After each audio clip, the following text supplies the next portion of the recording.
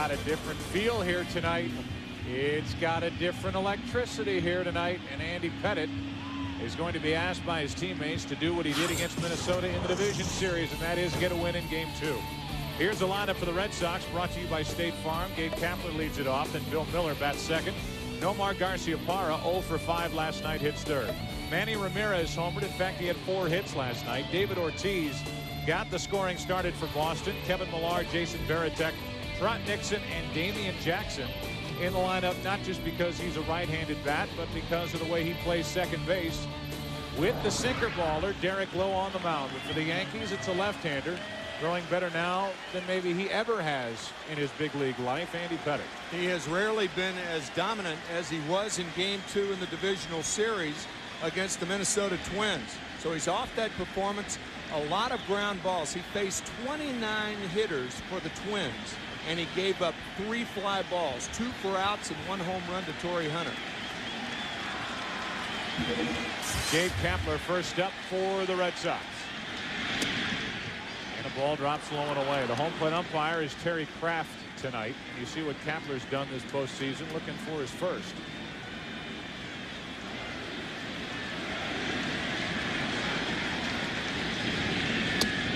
On the corner, 1-1. Again, it'll be Kapler, then Miller, then Garciaparra. Against Andy Pettitte, in his last 5 starts, is 5-0 with a 1.45 ERA. To the left side, Jeter. No chance. And it's an infield hit for Kapler and a good start for Boston as Gabe Kapler gets his first hit of the postseason. That is one of the big differences between Derek Jeter and Nomar Garciaparra. Garciaparra will charge a ball like that, plant the foot, and throw sidearm. Jeter likes to jump to make that play. Yeah, he does that different than most shortstops. Most shortstops will go get that ball, set their feet, and throw. But he's been very successful with that jump throw that you see him do quite a bit. But that deep in the hole with Kapler's speed, no chance, even if he came away in that exchange cleanly. And now with a runner at first and nobody out, it's Bill Miller, the AL batting champ, with an average of .326 during the regular season. That's low for ball 1. If you talk to Joe Torre, he will tell you that Andy Pettitte throws harder now than he did a couple of years ago. And if you talk to Brett Boone, he'll tell you you never know what you're going to get out of Andy Pettitte. He is unpredictable. He is. The only thing you can predict a little bit with Andy is the situation of the game. He will pitch you a little different. For instance, runner on third base, less than 2 outs. He's going to try to get that ground ball. He's going to try to jam in. He's probably going to throw your cutters in on your hands. And at worst, he's going to walk in that situation. Well, you've got a ground ball situation right here. Look for him probably to come inside with that cutter. 1 ball, no strikes on Bill Miller. Had a hit last night, only 3 this entire postseason. Everybody wondered where the Red Sox offense went in that divisional series. They hit just .211. Well, last night it showed up. 5 runs, 13 hits, 3 home runs. And as a team, they led the American League by hitting .289 during the regular season.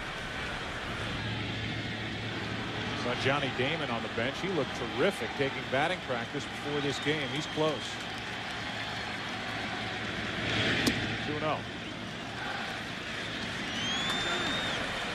Boy, that's great hair. And you've got an entire dugout filled with guys with shaved heads. Yeah, he's the only one with hair. And I mean, he's to the extreme. He's been working on it all year. Yeah. That's what he told me. I mean, that's postseason hair right there. The haircut after the World Series, the Red Sox hope. A 2-0 pitch. Miller. 2-1.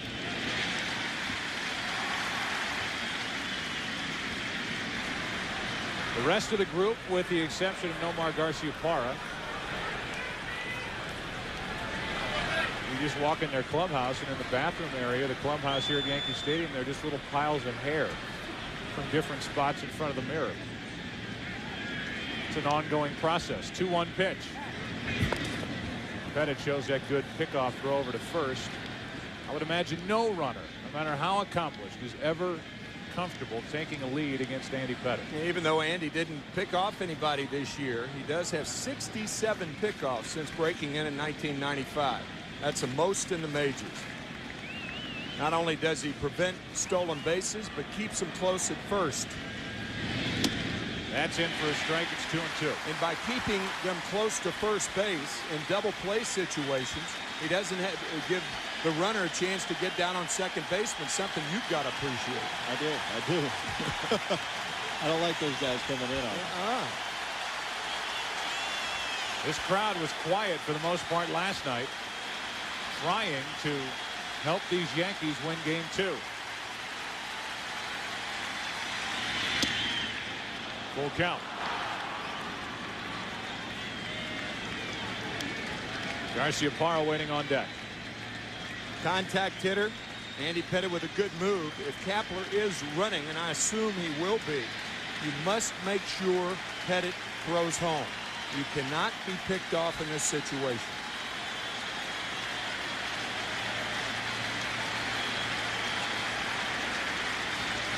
Kapler did go. He did make sure, and Miller got a good rip and fouled it straight back.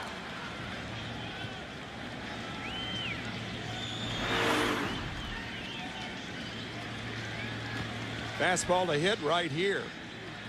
Belly button high. Hitters love that. Last night's starter and winner for the Red Sox, Tim Wakefield.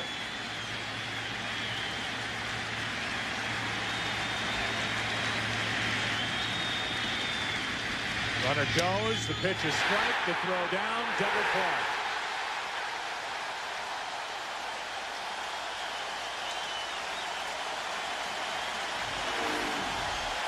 It's up to the hitter to make contact.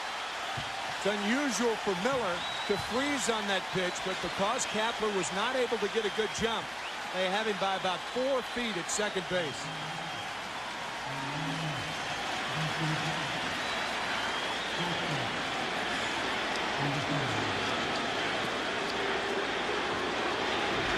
So now 2 out, nobody on, and Garciaparra steps in.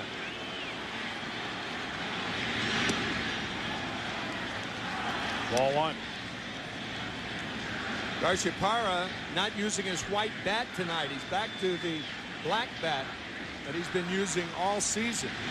Right up the middle. And he got it with that black bat. And he's on with a 2-out single. I know that all too well, because I usually don't use a black bat, but occasionally when nothing's working, I'll go to it. In this ultra fair booth, I will say that Brett Boone called my attention to that before the game, and I did not know that. But he went 0 for 4 with the white bat last night, and tonight he uses the black one, and he gets a base hit his first time up as you take one more look at that strikeout double play. Well, there's just certain guys that you notice always use the same bat. Alex always used a black bat. Second half of this season, he's using a white bat. Alex Rodriguez. Yeah, and got hot. In the dirt, ball 1 to Manny Ramirez, who is a guy who has handled Andy Pettitte. 4 home runs. This includes postseason. A .418 average against this Yankee left-hander.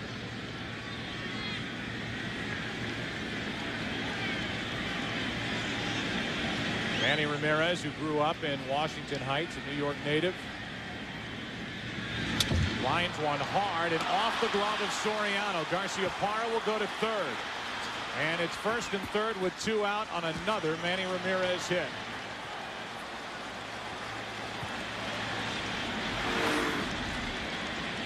Just shows you how important that throw by Posada was. The Red Sox have 3 hits in this inning and nothing to show for it so far.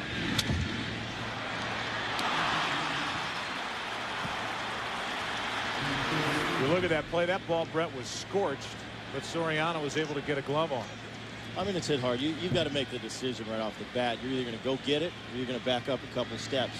But sometimes when it's hit that hard, you know, you're going to just try to hope it goes in. In that situation, it didn't. But, I don't know. It's a do or die. It's a do or die. Soriano, 19 errors this season. Sets up first and third for Ortiz. Last night, Ortiz in the 4th.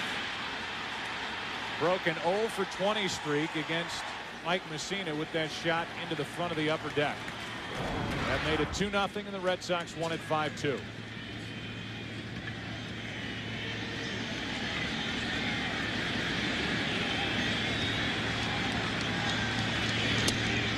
the corner. It's 0-2. You might think that, like most left-handers, that Andy Pettitte would be dominant against left-handed batters. As you see here, that is not the case.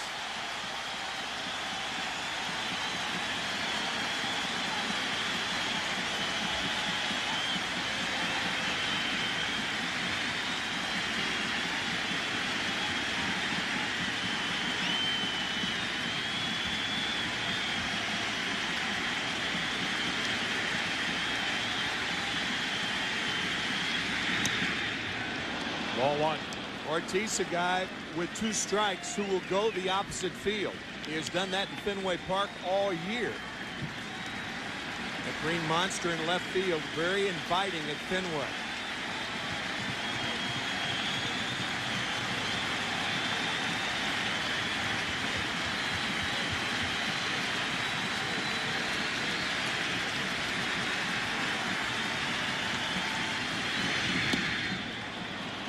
Two balls, 2 strikes.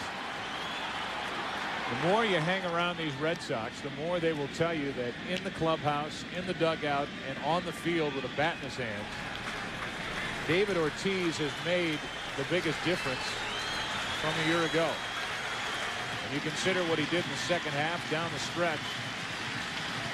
7 home runs this season against Yankee pitching, including the one last night. It was 0-2, and now it's 3-2.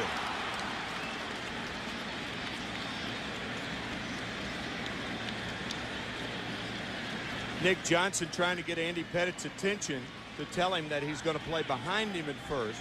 The Yankees don't do that often because of the Pettitte move.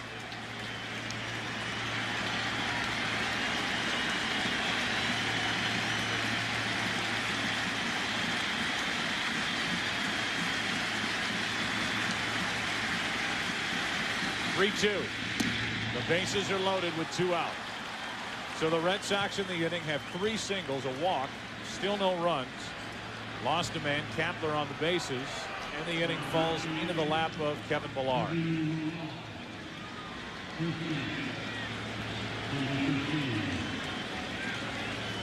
Last night 2 hits and RBI.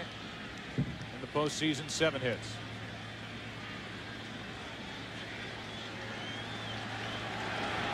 The Red Sox with a chance to take this, at least at the beginning, loud Yankee Stadium crowd right out of it. Staple pitch, the cutter inside. This one down and away, ball 1. Yeah, he missed with it. He missed by about a foot. Yeah. Jorge set up inside and just didn't throw where he was trying to. So 1 ball, no strikes on Kevin Millar.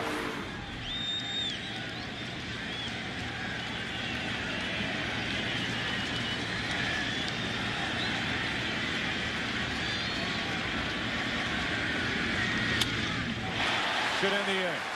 Jeter. No score after a half.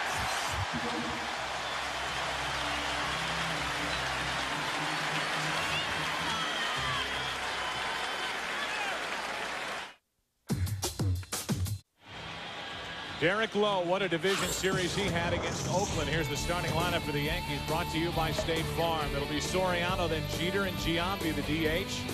Bernie Williams, Jorge Posada, and Matsui in left field. With Nick Johnson, Aaron Boone, and Kareem Garcia getting the start tonight, taking the place of Juan Rivera.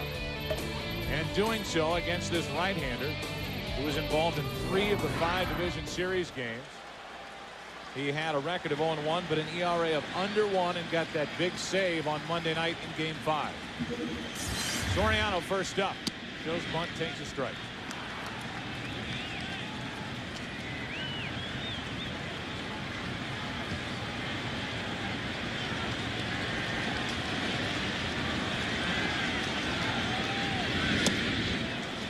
Nothing in 2.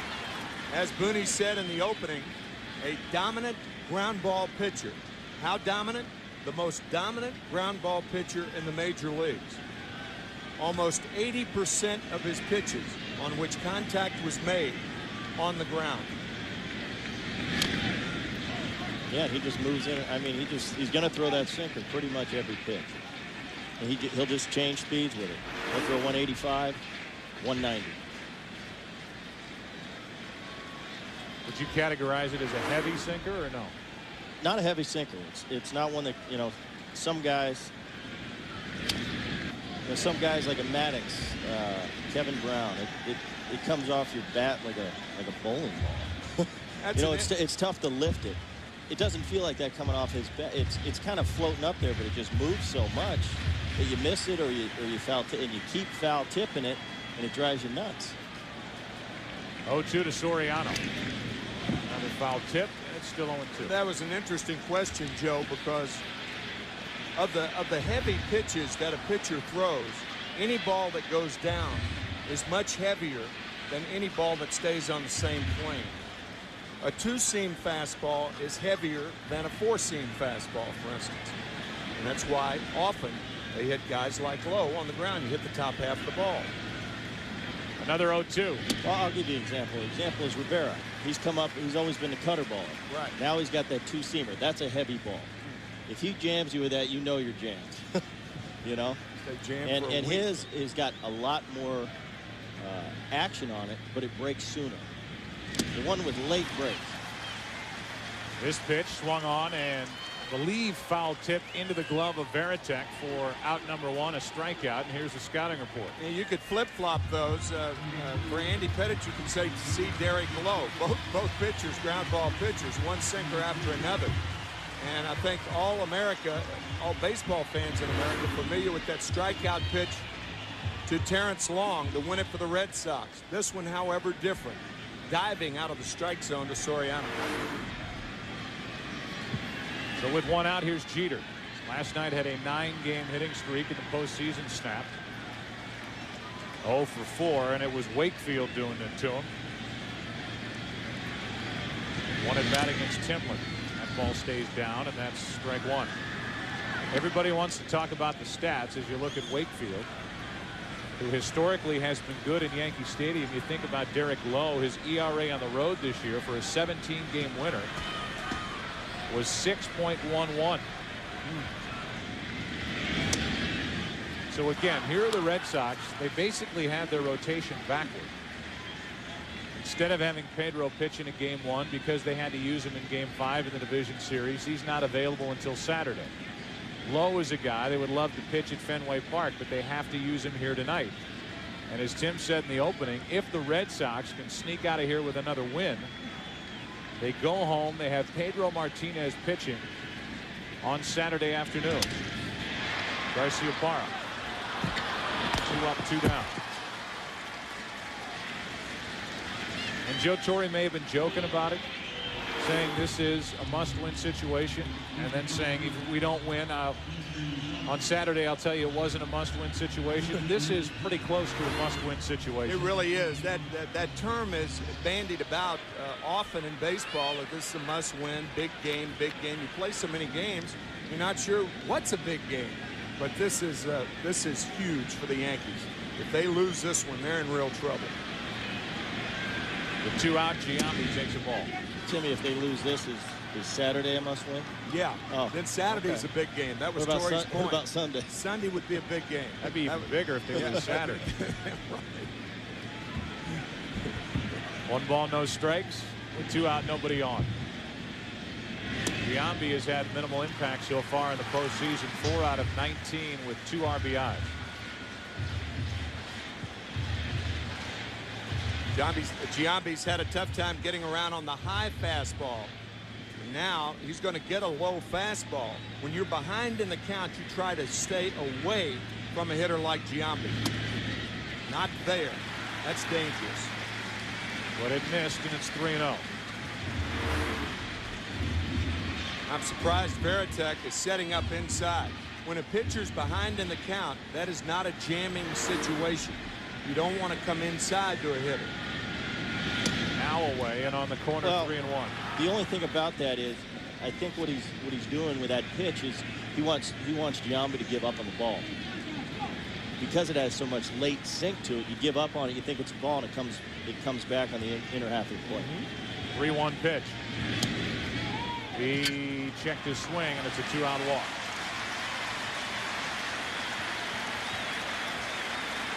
Just a point, Joe, as this pitch misses outside to Giambi, who walks a lot, over 100 times again this year.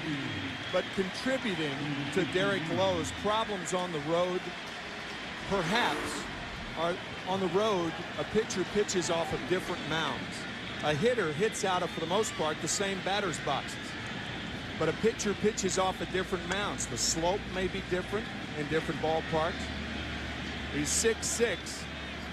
Fenway Park's got to be to his liking. He's been so successful there. It might be a contributing factor. He's a guy that led the league with 42 saves in 2000. And came back and was 5-10 the next year with only 24 saves. They were booing him off the mound night after night. Now he's a starter, and he's gone 38-15 the last 2 years in that role. He misses with ball 1 to Bernie Williams.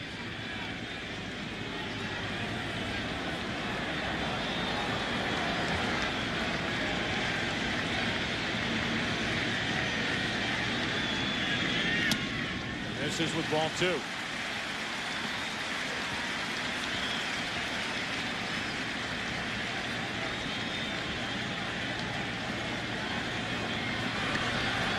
Bernie Williams, 5th on the all-time LCS average list, right behind number 4, Dusty Baker, who is sitting in a hotel somewhere in South Florida watching this game. And a 2-hopper to Garcia-Parra. That'll do it for the Yankees in the first. Boston stranded 3. The Yankees lead 1. And after 1, game 2. No score. Good morning, Patty. Good morning, Miss Park. We move to the second. There's no score. The Red Sox with 3 singles and a walk, but no damage done against Pettit, who threw only 1 first pitch strike in that first inning and threw a total of 22 pitches. Varitek first up, and he takes a strike. Varitek, then Nixon, then Damian Jackson. Jason Varitek, the one who tied that game 5 on Monday night with a home run against Zito. Later in the inning, a 3-run shot by Manny Ramirez. It's 0-2 on the Boston catcher.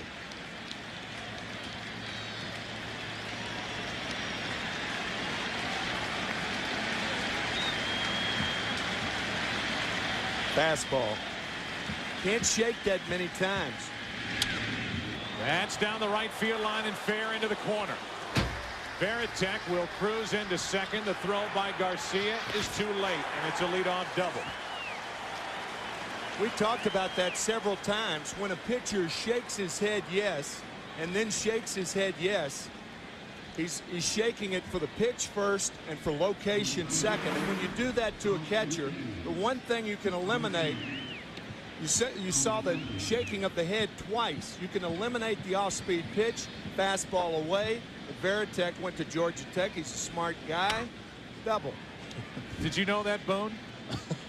You can take that back with you. I went to USC. You can take that back with you to Seattle next year. If a pitcher nods his head twice, look for the fastball. Well, think about it. And what if he throws me the breaking pitch? He's not going to do that. I want to go looking for Timmy. That's email Tim. The reason he's not going to throw you a breaking pitch is because all breaking pitches locations are implied. Come on. That's a catcher. Fastball's the one you move from inside to outside. So if you shake your head yes, I want the fastball. Shake your head again, yes, I want it either inside or outside. Eliminate all the other pitches. Come on. Nixon dumps one into center field. Varitek will go to third, and it's first and third, nobody out. So there's a lefty, Nixon, getting a hit against Pettit. And a big scoring chance for the Boston Red Sox here in the second with the number 9-man Jackson coming up. One of the big reasons that Andy Pettit has not been that successful throughout his career against left-handers, he doesn't have that tailing fastball coming in on the hands. That ball sailing out over the middle of the plate. And Nixon hit it very hard up the middle. So Pettit was in a ton of trouble in the first, got out of it. And now with first and third, nobody out, here's Damian Jackson with a chance to put Boston on top. And this is the situation where he usually comes with that cutter in. Try to get that ground ball to third base. At third baseman is Aaron Boone. He is in. I was wrong again. And ball one drops low. Looks like the infield, the middle infielders, Booney, are playing unusually shallow. I know they're cheating for a double play, but Jackson's such a fast runner. I don't know if you're going to get two on this. Be more inclined to come home, right? Not up the middle, but at third or first. It's up to the first and the third baseman to make that judgment once the ball, how hard it's hit. You know, if it's a soft roller, Veritek follows the play in, they're going to go home. But if it's a one-hop shot, Aaron's probably going to check the runner back and try to turn a double play.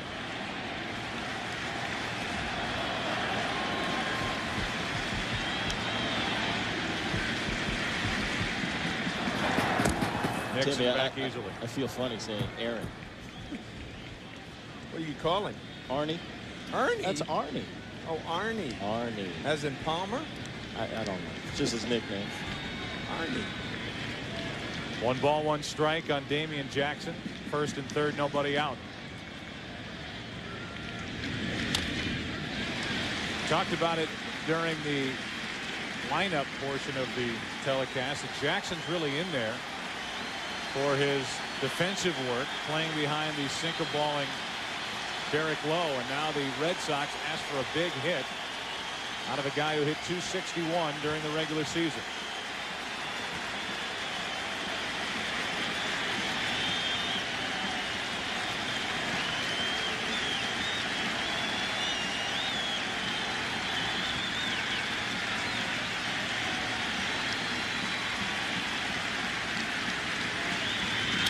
Into center field, 3 straight hits, and the Red Sox lead by 1.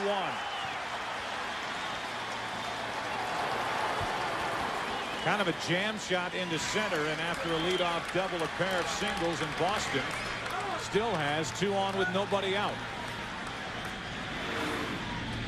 Looked like Andy tried to come inside on Jackson, and that ball staying out over the middle of the plate just like it did to Trot Nixon. The cutter isn't cutting. He's just not quite getting it to the location he wants to get it to. So a meeting on the mound as Mel Stottlemyre goes out to talk with Andy Pettit. But he should have. With 2 on and nobody out. Back to the top of the order. Kepler grounds 1 to Jeter. He'll take it himself. Double play. 2 out.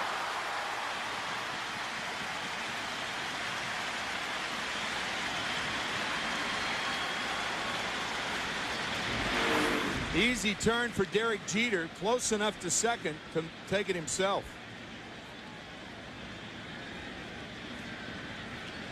So a big double play turned by the Yankees as they try to limit the damage. It's a runner at third, 2 out, and Miller coming up.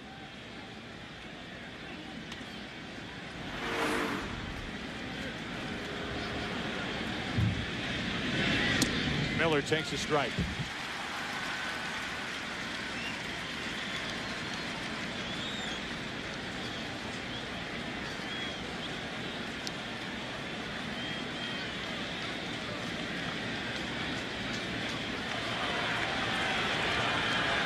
Already 6 hits on the board for Boston. 1 ball, 1 strike.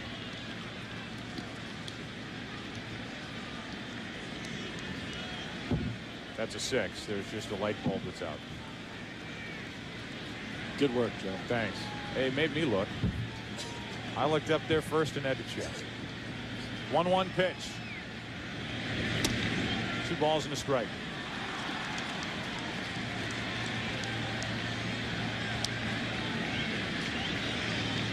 Garciaparra would be next if Miller can keep this inning alive. What a difference a series makes. Only 7 base runners total in the 7 innings against Minnesota. Having a tough time getting ahead of these hitters is Andy Pettit, and then in this inning when he's been ahead, he's been leaving balls over the heart of the plate to be hit. 3-1 now on Miller.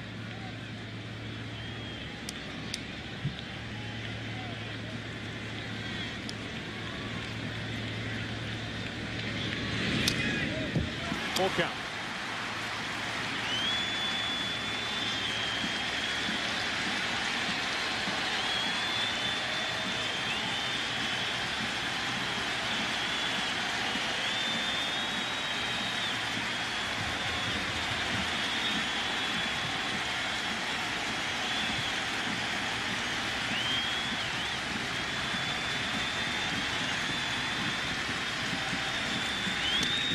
Miller stays up there.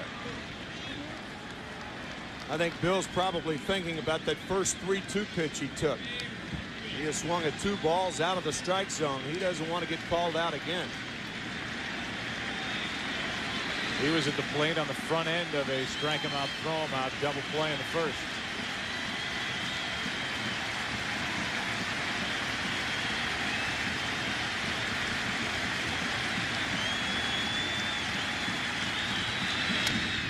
Left side for Aaron Boone. Tough play.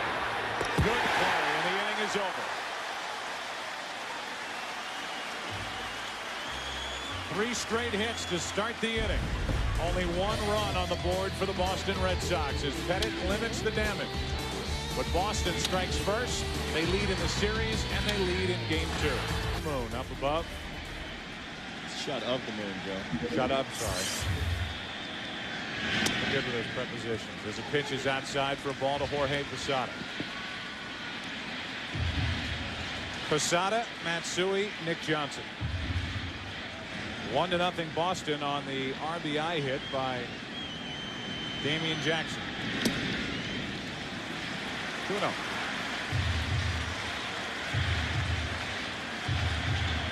Is Ed here tonight? Our guy in the upper deck, Yeah. Ed Hillel. Yes. I don't know, but he was an instant celebrity. 3-0.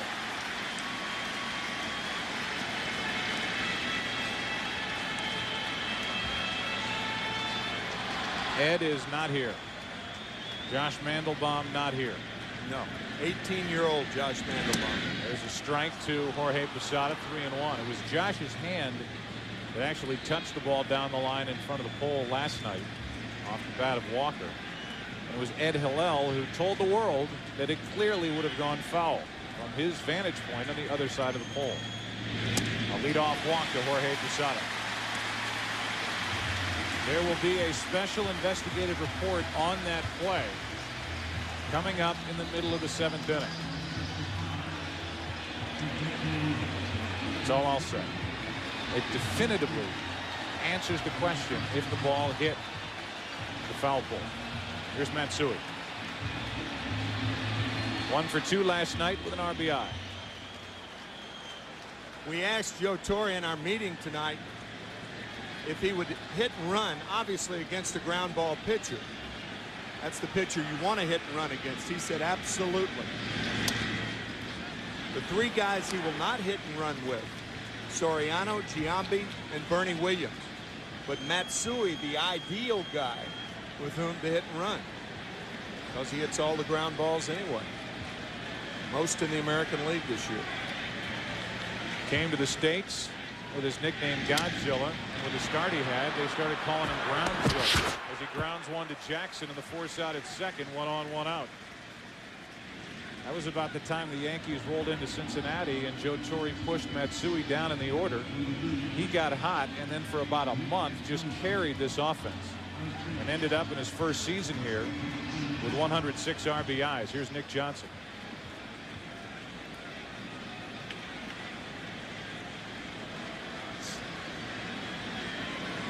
Johnson steps in only 1 out of 16 in the postseason. After ending the season 1 for his last 17. You add those together and it's like 2 for Quit it. 0-1 the count on Johnson. Carry the 1.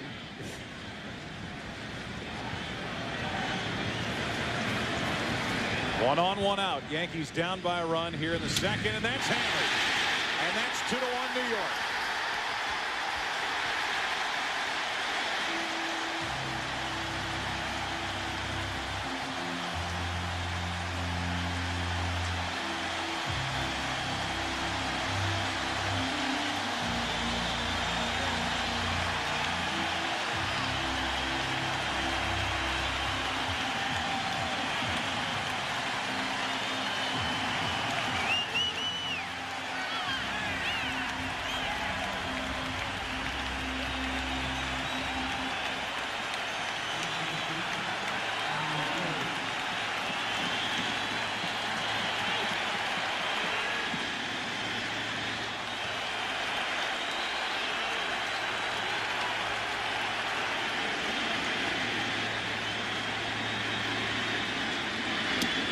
Aaron Boone takes a strike.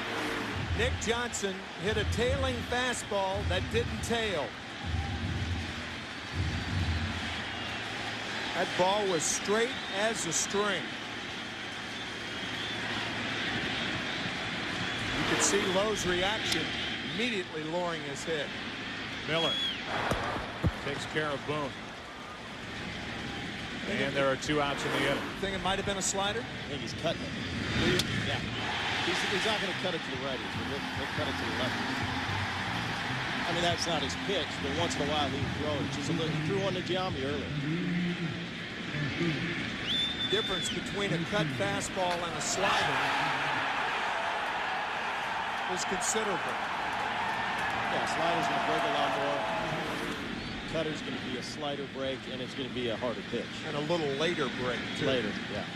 Now with 2 out, here's the number 9 hitter, Garcia. Kareem takes a strike. His cutter's probably going to be around 87, and his slider's probably going to be around 82. Look left at about 130. Hard hit. Good play by Garcia Parra, who stays down on it, and the inning is over. A walk to start the inning. Then a force out. And then this. A ton of base runners for Boston so far, but the Yankees carry a 2-1 lead. Nick Johnson has put the Yankees out in front 2-1 on a 2-run shot in the bottom of the second, and now here in the third it'll be the 3, 4, and 5 men for Boston. Garcia Parra, Ramirez, and David Ortiz against Pettit. That's strike 1. First Yankee lead of these 2 games. Varitek, the catcher for the Red Sox, talking it over with Derek Lowe. That dugout has seen the Boston Red Sox all over the bases, but they've only dented home plate once. A walk and a blast put New York out in front as Garcia Parra takes the ball.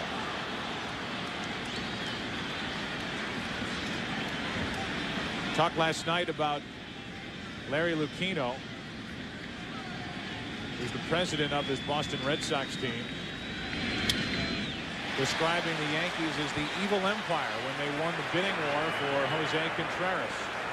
Standing by with the principal owner of the Red Sox, John Henry, is our own Kenny Albert. Kenny? Joe, I am with Red Sox owner John Henry. And John, your team president, Larry Lucchino, has referred to the Yankees as the evil empire. How has it been sitting here with Larry amongst fans of the evil empire? Well, I don't call them that. I think it's a great franchise, great tradition. They've got 4 rings in the last few years. But it's great to be here. A beautiful night in New York. Now, you were a limited partner with the Yankees for over a decade. In your wildest dreams, when you purchased the Red Sox less than 2 years ago, could you ever have imagined this? Oh, well, yes. You could very well imagine on your way to a World Series, this would be a place you'd want to stop. Thanks, John. You're welcome. Joe? Kenny, thanks. 1 out, nobody on, and another pop-up. This one into shallow right, and Garcia recovers, gets there, 2 out.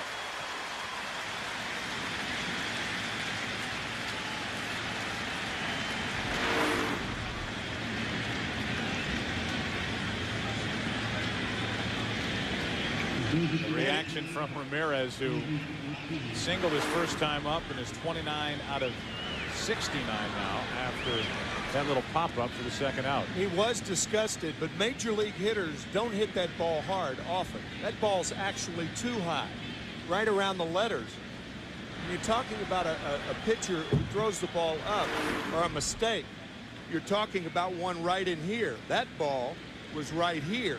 It's too high. Even though he threw his bat, you could tell Manny that pitch was coming. And if he does hit it hard, he's going to pull it foul. Now it's Ortiz who drew a walk to load the bases in the first, but Millar popped up. And the Red Sox stranded 3. Strike 1. Last 78 games during the regular season, Ortiz hit 28 home runs. You talk about carrying an offense, and a very good offense at that. But being a guy that this Boston Red Sox team relied on, Ortiz was that hitter. Once the Boston organization traded Shea Hillenbrand at the end of May to the Diamondbacks to get Young-Hun Kim, who's not even active for this ALCS, Ortiz took over as the primary DH. Takes the ball. It's 1-1.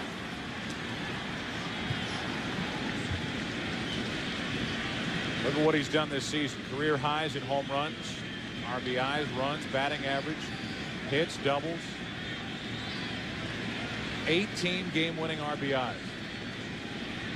including that big Game 4 victory against the Oakland A's in Boston last Sunday.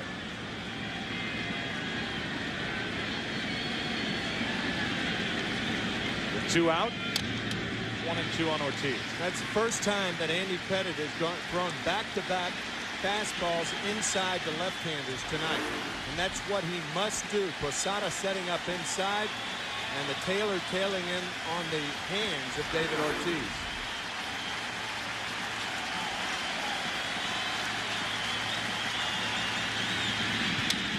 Opposite way, Jeter. Down to the Red Sox for the first time tonight. 1-2-3. Bottom of inning number 3. Yankees bat. Top of the order coming up. 2-1 New York.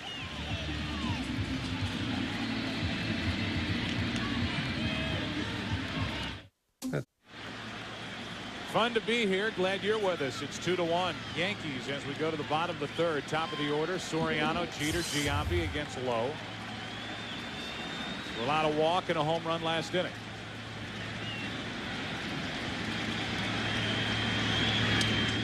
Ball 1. Soriano struck out his first time.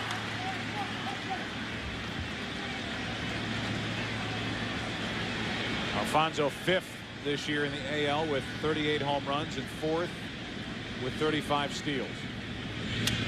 This one's into left, not well hit. Manny Ramirez coming on. Nice play, 1 out. That will bring in Derek Jeter. And his numbers during the month of October are staggering. I'm not going to say the old Mr. October, but Reggie Jackson is always hanging around. We see him in Joe Torre's office before these games. And I wonder what he'll think of the new Mr. October with 107 hits as Jeter digs in. 0 for 5 in this ALCS. Reggie Jacks throwing out the first pitch last night here at Yankee Stadium.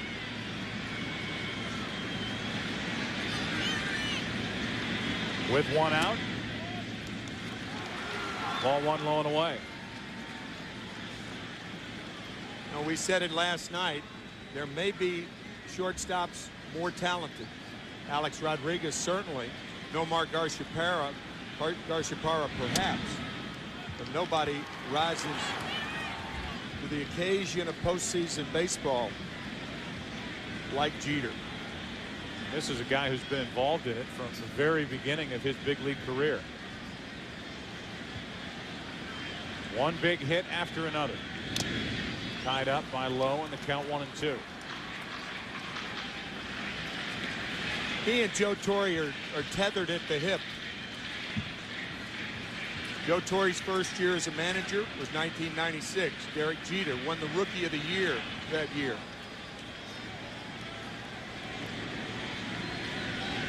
Joe Torre loves his enthusiasm, obviously his talent, his love of the game, his diligence. He's also been seen tethered to George Steinbrenner on the Conga line as he's on with a little dribbler for a 1-out infield hit. I think George was several people back, was he not? Well, yeah. There was some others tethered to Derek in that commercial. Miller had no chance to do anything with this, and it's 1-on, 1 out for Giambi.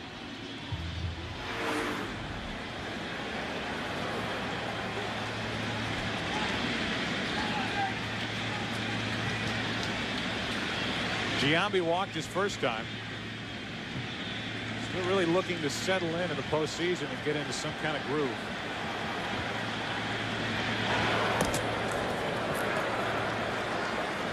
We were here in game 2 of the division series when with runners on at second and third. Minnesota Twins elected to pitch to Giambi instead of walking him to load the bases with 1 out. And he singled up the middle for his only 2 RBIs of this postseason. Strike 1.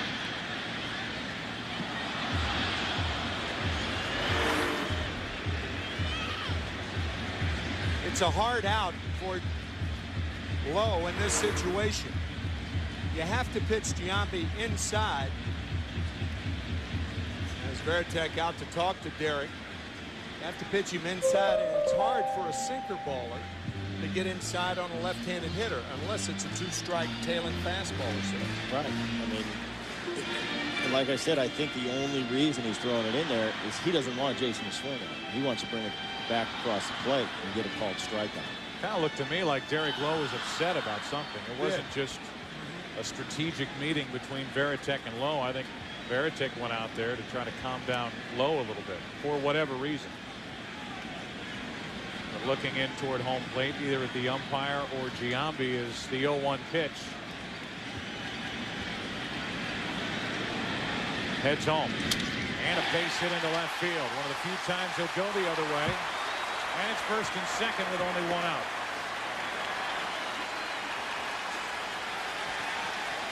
That is a sweet piece of hitting by Jason Giambi. Sometimes if you take swings like this, that gets you out of slumps because of that front shoulder. You keep it in there.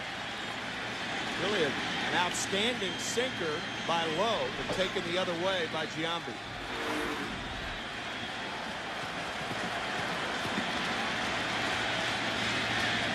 And now a big chance for the Yankees, already up 1 with 2 on, 1 out, and Bernie Williams up.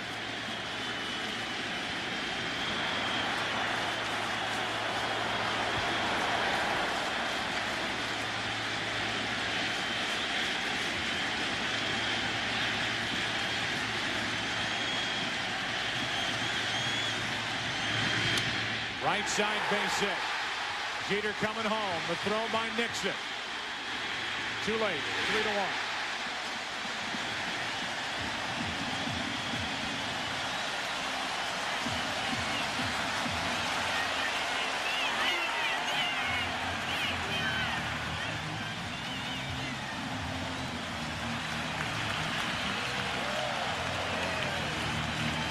Jeter not the fastest of base runners, but his instincts are remarkable. If you're throwing to a base to try to throw out Derek Jeter, just forget it. Throw it to another base. He's been tagged out only 10 times the last 4 years. That's other than caught stealings. It's a 2-run Yankee lead, and we talk football. Fox NFL Sunday begins America's #1 pregame. Our other regional action. It all begins noon Eastern, 9 a.m. Pacific on Fox. Here's Posada. And there's a strike. Derek Lowe is always one good sinker away from getting out of a jam. Looking for that double play ball. Giambi at second. Williams on at first. Hard hit. And Jackson drops it. Throw to second. Still safe. They had 2 shots and an out. And it's bases loaded, 1 out, and Jackson's in the game for his defense. Yeah, they had the best shot for 2 outs. Easily. Jackson trying to flip it before he had it. Yeah. I mean, he just wanted to get that double play, and, you know, he didn't make sure he caught it before he got it. I've done it. It doesn't feel very good. But even after that, he had a chance to recover and get Williams going to second, and he short hopped Garciaparra. Bernie Williams has to hold up at first base. Now the ball gets through, and it gets through Garciaparra too. So the bases are loaded. It's an error on Damian Jackson. 1 out, and Matsui is at the plate.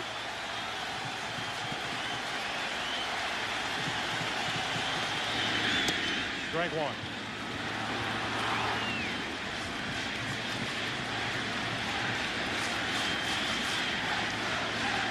Jeff Suppan, the right-hander, the Red Sox got from the Pirates getting loose.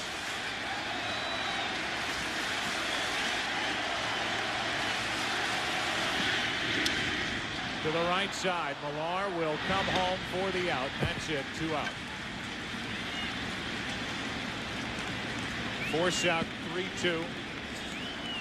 The bases are loaded for Nick Johnson. That's what Booney and I were talking about the last inning. The first baseman or third baseman determining the speed of the ball and then coming home if it's hit too slowly. Well, I think in that situation, I think Veritek I'm sorry, Millar.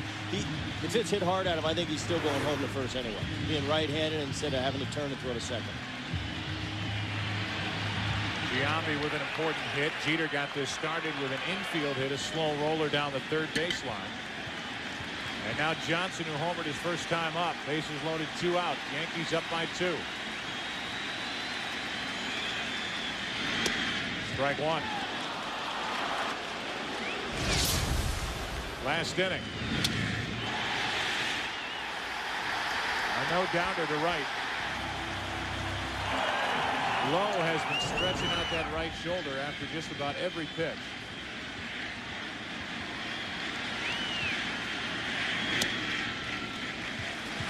One ball, 1 strike.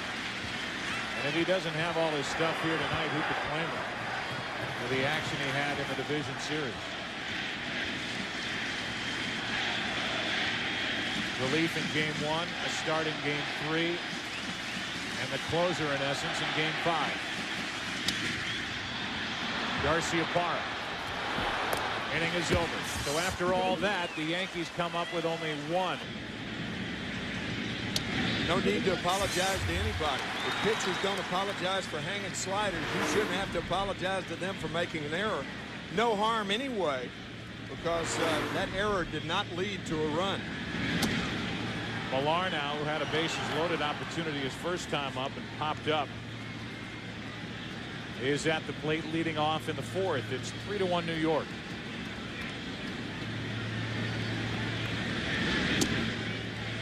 Two and 1. It'll be Millar, then Veritek, then Nixon if anybody gets on Damian Jackson.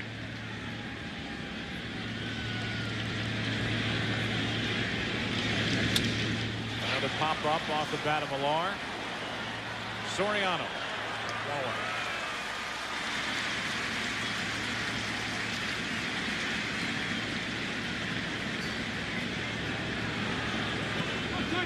Here's Veritek. A double leading off in the 2nd inning. It's followed by a hit by Nixon and a hit by Damian Jackson. The run was home, 2 on, nobody out. The Red Sox were up by 1. Kapler bounced into a double play. Miller grounded out. I'll say again, we are led to believe that, and the word was hopefully, as the first pitch is outside for a ball to Veritek. Johnny Damon will play on Saturday. That according to manager Grady Little. He used that word. And if the way he took batting practice is any indication, I would say not only will he be in there on Saturday, but you can't really cross him off the list here tonight later on in the game. Johnny Damon has missed 32 games in his 2 years with the Red Sox. And in those 32 games, the Red Sox have scored a run less in those 32 games. In each game, they've averaged a run less. That's how important he is to this offense.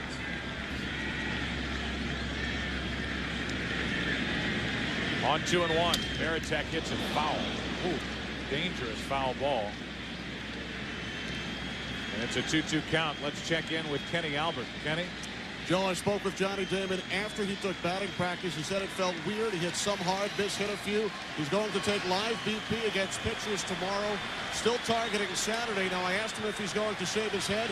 He said the guys are working on me, but it's a no-go. So a no-go for Damon on the head shaving. And Nomar Garciaparra gets a pass because his wedding to Mia Hamm's coming up. 2-2 pitch. Another pop-up. Foul ground. Nick Johnson, 2 out. With the bases empty, Nixon's coming up. Now tomorrow, baseball's postseason continues at 8 Eastern, 5 Pacific here on Fox. Game 3 of the NLCS. They're in Miami. The Cubs' Kerry Wood takes on the Marlins' Mark Redmond. And that series is tied at a game apiece. Sports' biggest month of the year continues tomorrow, only right here on Fox.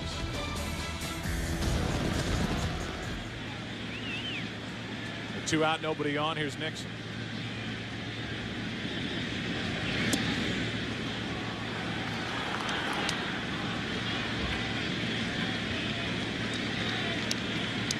Trot a base hit his first time up. 3 of 4 in this series.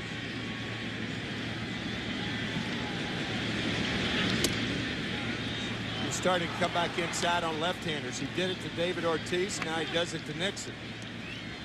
A left-handed batter facing a left-handed pitcher has to have the fear of the tailing fastball. Otherwise, he can dive out over the plate. It's the thing. It's second time through the lineup, too. I think he wants to give these guys a different look.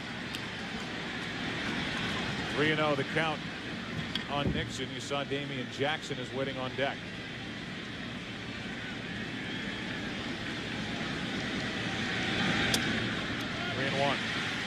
With the exception of very few left-handed pitchers, Sandy Koufax comes to mind. If they constantly stay away, the left-handed batters, the left-hander will eventually get them. Koufax was overwhelming. On 3-1. Full count. Inside corner. It's just a totally different situation, lefty against lefty, than it is righty against righty, or any other situation. That's why the good left-handed hitters have to keep their shoulder in. That's why they're vulnerable inside. Well, and also when the pitcher gets into a little bit of a bind, that's the safety to go, to throw a strike in the outer half of the plate. Right. Nixon checked his swing on ball 4 in the dirt. So a 2-out walk. In case fans wonder what the atmosphere is like when you meet with these managers before the game, these are 2 of the more laid-back guys that you'll find. Now, Grady Little is laid back, you would imagine, in any circumstance. And if you wonder if Joe Torre and the pressure cooker of New York and managing for George Steinbrenner and all the expectations, big payroll, $180 million payroll, what's his future? He's basically kicked back in his chair behind his desk, just telling you what he thinks. And he is in no way, shape, or form worried about this series or the immediate future with his spot with this Yankees team. And according to him, all the stuff with Steinbrenner this year is no different than it's been in any other year. It's just that this season it was made more public. And he had quite a few new players to try and introduce that to. See what the temperature is like in the clubhouse from time to time. And that's really his job, to kind of keep that all separate from these players. And that's why he's been so successful here in New York. No balls, 2 strikes on Jackson. He is one of the most unflappable people I have ever met. A lot goes on inside, but not outside. Runner goes. Pitch in the dirt, and a good pitch for Nixon to take off. He steals second. And a hit could make it a 1-run game. Good jump by Trot Nixon to take that base. If they're going to give it to you, take it. Actually, they're not giving it to him, but I guess Andy Pettit didn't think Nixon would run.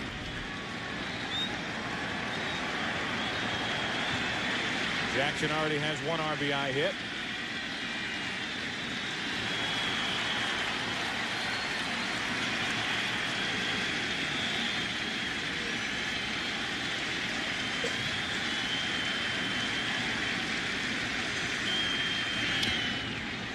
Stays 1-2.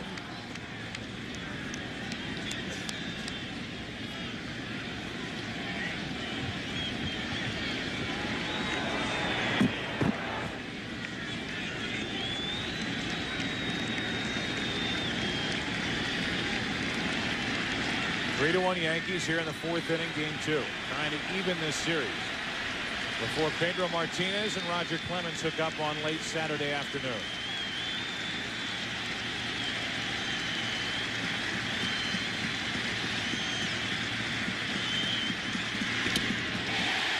Inning over. High heat, and Jackson could not catch up.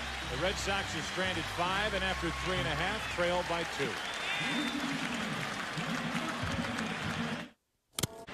Bottom 2 in the order for New York. Boone, Garcia, then back to the top, Soriano. It's 3-1 Yankees. Aaron Boone, so far, he is hitless in this series. 0 for 4, and he takes a ball low and away. Joe Torre in our little managers meetings directs a lot of his quotes toward you, Brett, and about managing your brother Aaron, saying, I know he's frustrated with the way he's hitting the ball, but he is so solid at third base, and we've already seen him make a very good play to save a run back in the second inning on that ball dribbled by Miller, that he's going to keep sticking him out there until he gets into a groove as he comes up empty with a count 1-2 now. Derek Lowe. Well, he's got the easier Boone to manage. Well, that's for sure. This guy conforms a little more. So he's got that going for him. Which is nice. Oh, stop with the conform. You reading newspaper clips? No, I just I know the both of you. You better now than I did before, and I'm more convinced now than ever. Boone's hit, and the leadoff man is on for the Yankees.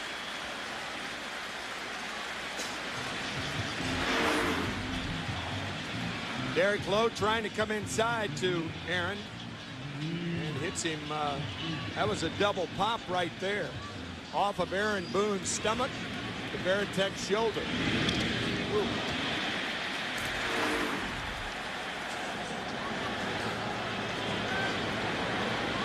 Now Garcia. Kareem grounded out his first time. Here's a guy who started the season in Buffalo, was with Cleveland hitting 194, and then came to the Yankees at the end of June.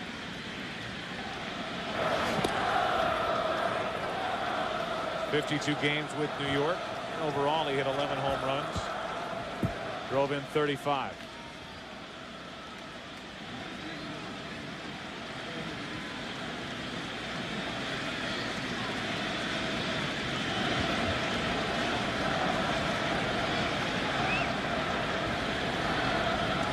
Runner goes. Boone takes off. Throw down is high. Stolen base, Aaron Boone.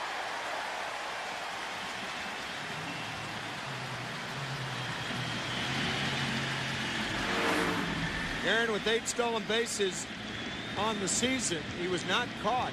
That may have been a hit and run. A lot of times when a pitcher throws it so far inside, you can't swing at it. It's almost self-preservation. He had such a good jump, however, probably a straight steal.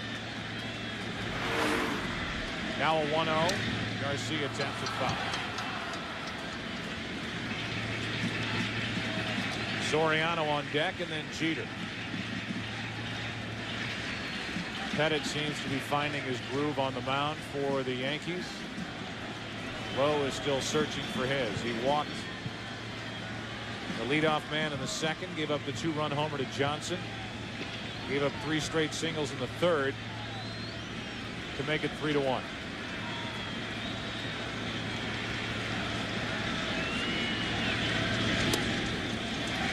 Two balls and a strike.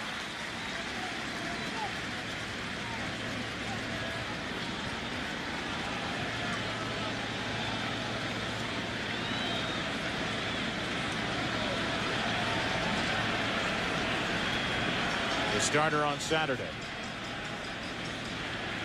Back to Fenway Park, where they gave Roger Clemens a standing ovation.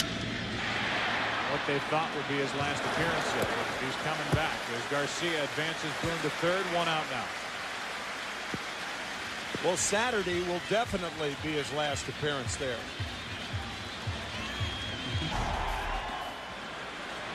Well, we've talked earlier in the season that if he does walk away, he is going to be one of the few athletes to walk away when they are still extremely effective. You think of the game he pitched just last week on that Saturday at the Metrodome. He was overpowering. The hardest throwing retired pitcher in the history of baseball. Soriano now with a runner at third, 1 out.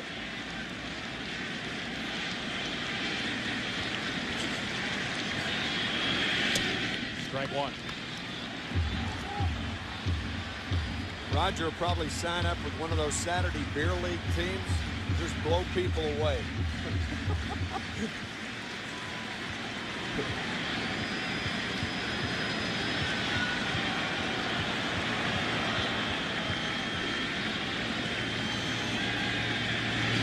Infield is in as strike 2 comes into Soriano.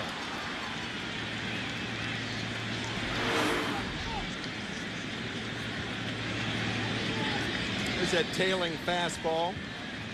More of a tailer than a sinker.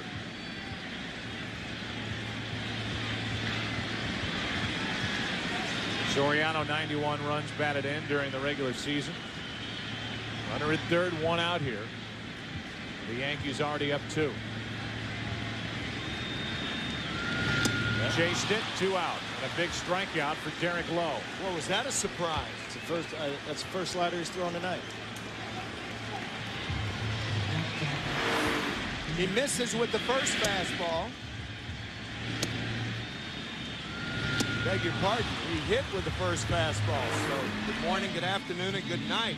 But that was the first slider that we have seen from Derek Lowe. Totally fooled Soriano and us too. Yeah. You save it for the right time. Yeah. The Yankees now 1 for 6 with runners in scoring position.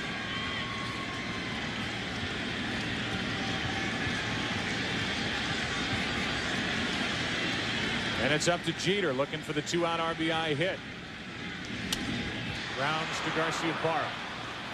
Good work by Lowe to get around the hit batsman, the stolen base. Yankees had a runner at second, nobody out, and do not score Boone. Still 3-1 after 4. Back after this from your local Fox station. Game.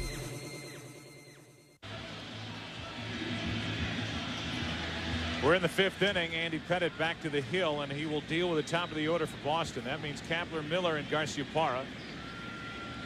Kapler is 1 for 2, but the time he was retired was in a key spot.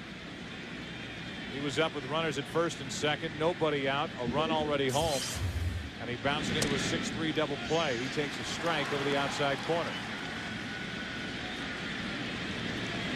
Kapler, a guy who was released by Colorado, signed by Boston. Had a big opening weekend and debut with the Red Sox, popping a couple of home runs.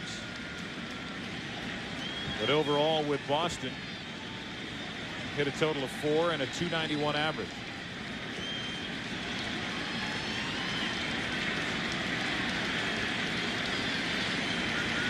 It's 0-2. And a tap foul, and Posada was going to let it roll in case it decided to hop on the other side of the line. Yeah, let it develop. Just because it hits foul doesn't mean it can't roll fair. Watch Posada.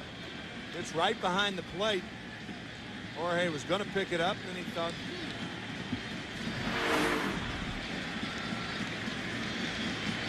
On 0-2. High heat. Kapler is down, and that is strikeout number 3 for Andy Pettitte.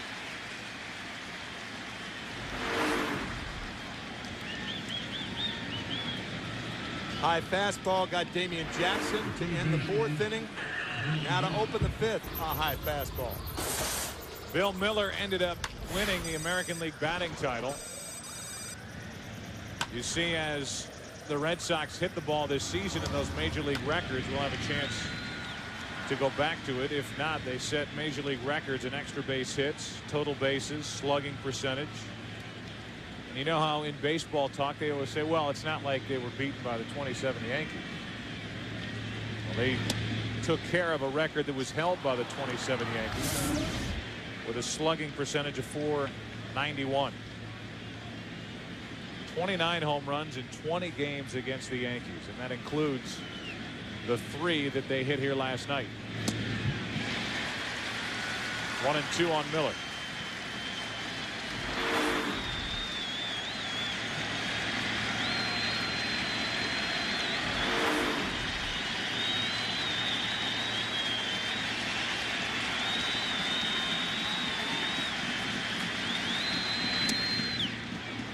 2-2.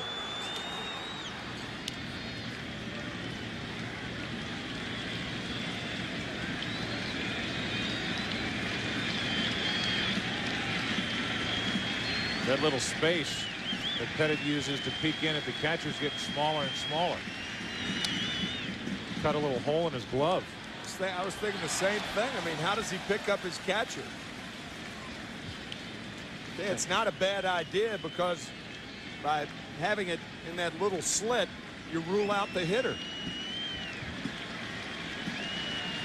Better if a pitcher plays an elevated game of catch with his catcher. Forget about the hitter. 2-2. Miller stays up there.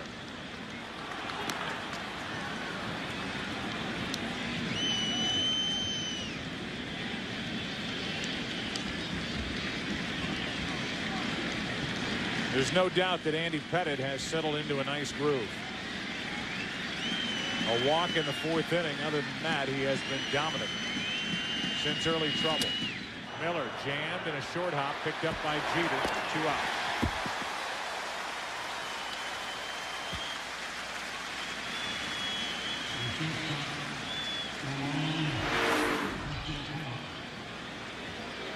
Good play by Derek Jeter.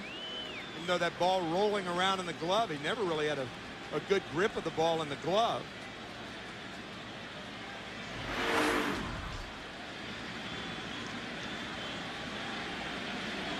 It's Garciaparra now with all those idiosyncrasies that he has before getting in. In fact, Derek Jeter had a little imitation of Nomar Garciaparra in the All-Star game a few years ago. 1999. What a memorable night that was at Fenway. Ted Williams coming onto the field. One of those nights you never forget. That scene right around the home plate area with all of the All-Stars crowding around Ted Williams. As Garciaparra fouls away strike 2. We go back to that season, and it was Garciaparra who started. Jeter replaced him, and as a little tribute to him, did the Garciaparra footwork in the batter's box.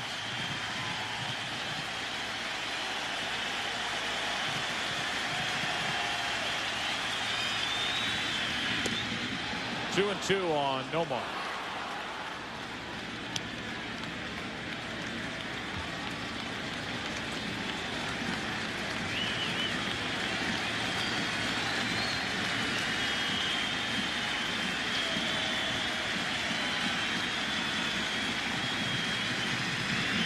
Line drive, base hit. Reaching for it, Garciaparra hit it hard, pulled it into left, and it's a 2-out single, and that brings in Manny Ramirez. Takes some strong hands when your rear end goes one way and the bat head is right on the button.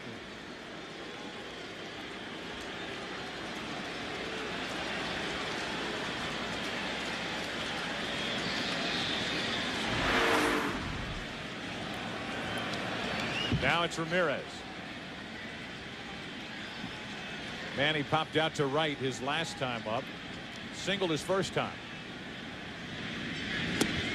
Takes the ball.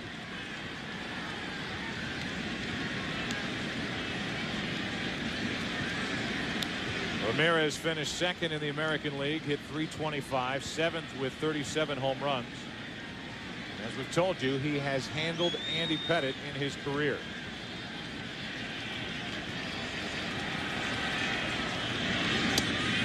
On the outside corner, it's 1-1.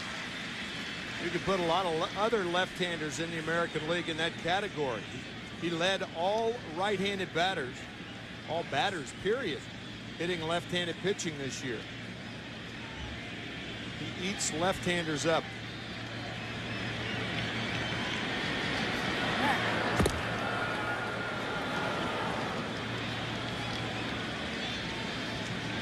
Miller with a short lead, and in this spot you wouldn't figure, or rather Garciaparra, in this spot you wouldn't figure he's going anywhere. No.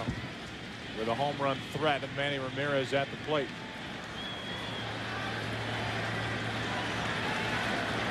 1 ball, 1 strike, 1 on, 2 out. That's out of play, strike 2.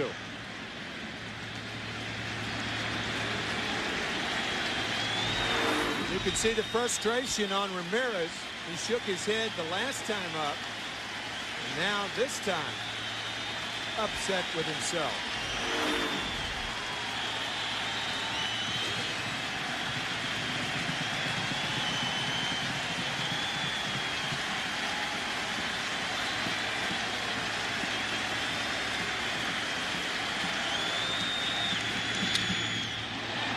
Into right field, Garcia going back, inning over.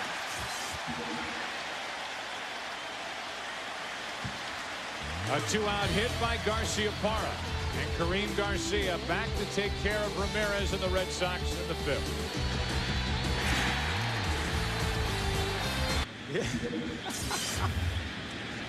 If you're a celebrity, you got a shot at purchasing a piece of that seat. Jason Giambi first up for the Yankees against Derek Lowe, and he takes a strike. That's John McEnroe, for those of you who can't recognize him.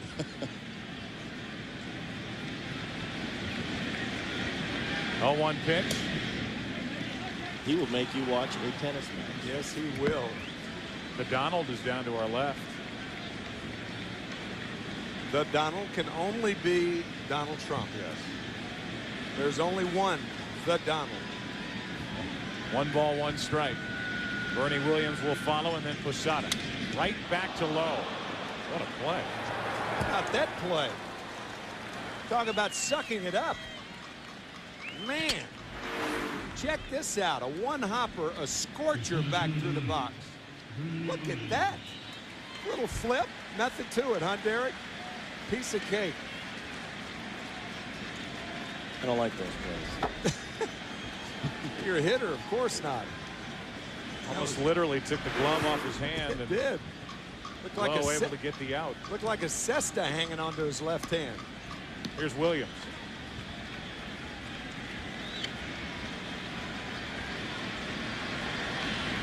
One for 2 tonight. Ball 1.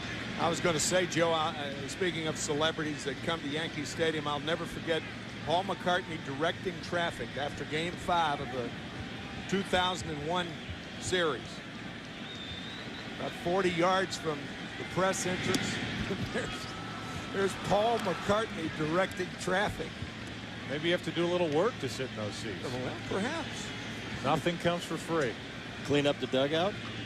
Whatever it is. Rudolph Giuliani put him to work 2 years ago. He's here too. Right on cue. 1 ball, 1 strike, 1 out, nobody on, and Bernie Williams takes ball 2.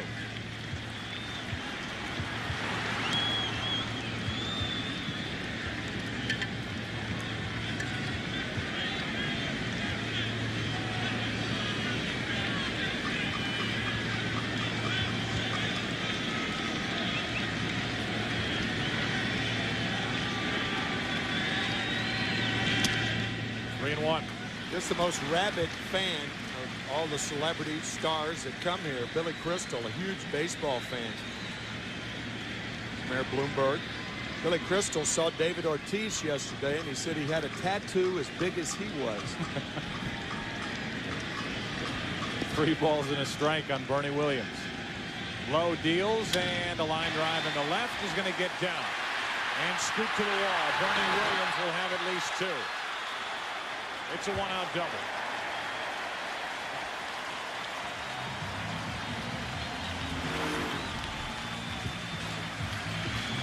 Saw Jason Giambi take that sinker the other way. And Brett, you mentioned second time through the order. This is the 3rd time through the order. And left-handed hitters in particular become more comfortable with that sinker.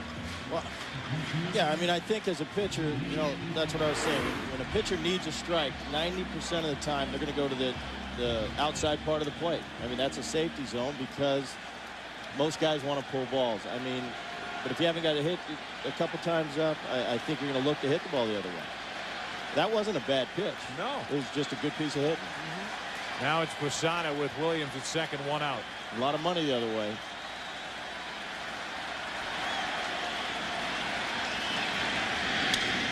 Off the end of the bat, shallow left. Plenty of time for Ramirez, 2 out. Of all the pitches that Lowe has thrown tonight, that was the toughest to pick up. It looked like a splitter or a straight change. Sometimes that sinker will do that. I guess it was a sinker. But it totally fooled Posada. I didn't see, you can tell by the speed. If the speed came up, I didn't see it. Posada way out in front. I think it was just what we talked about in the opening, was just taking a little bit off that sinker, giving you a little different, different look. Yeah, maybe brought it down to 85 versus, it's a BP sinker. Now it's Matsui with a runner at second, 2 out.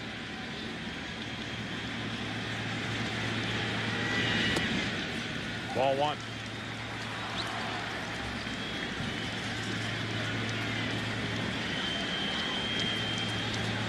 So far, the Yankees 1 for 8 with runners in scoring position tonight.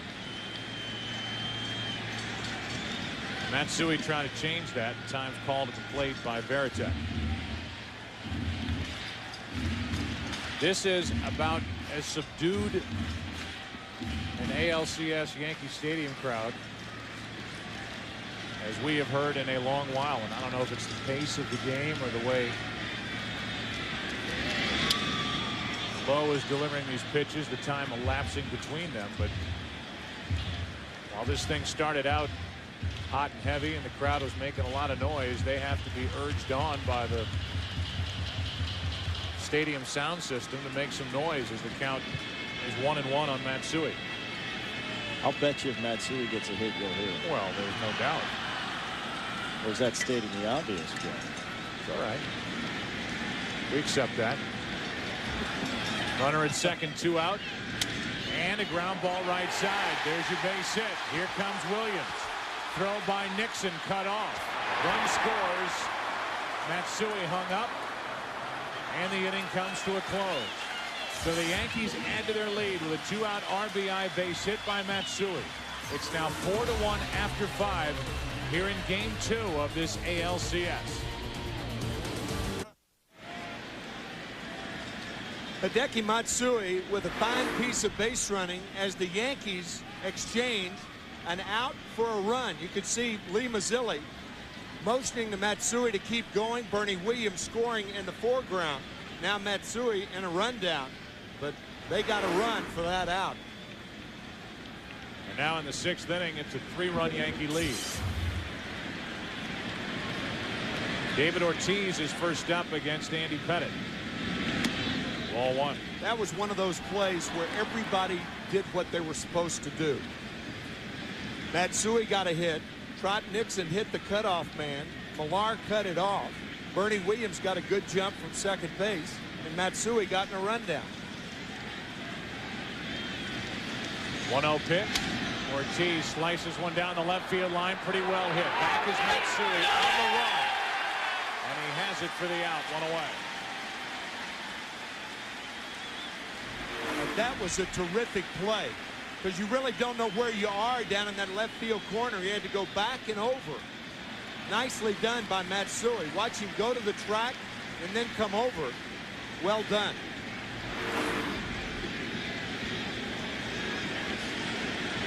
Now Millar steps in 0 for 2.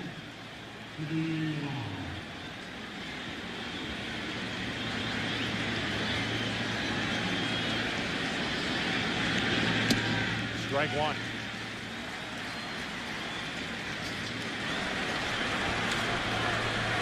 Millar has popped up twice tonight, once to short, once to second.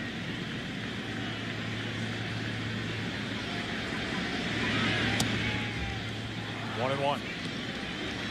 Pedro Martinez will be on the mound on Saturday afternoon, taking on Roger Clemens. Pedro, in case you're wondering, 9-8 in his career against the Yankees. A very good ERA.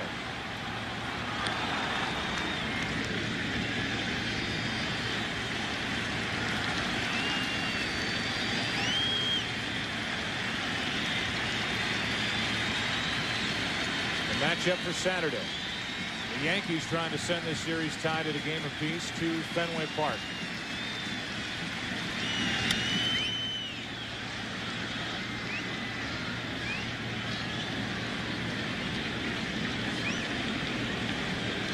Big part of this game with Andy Pettitte pitching well could be Mariano Rivera.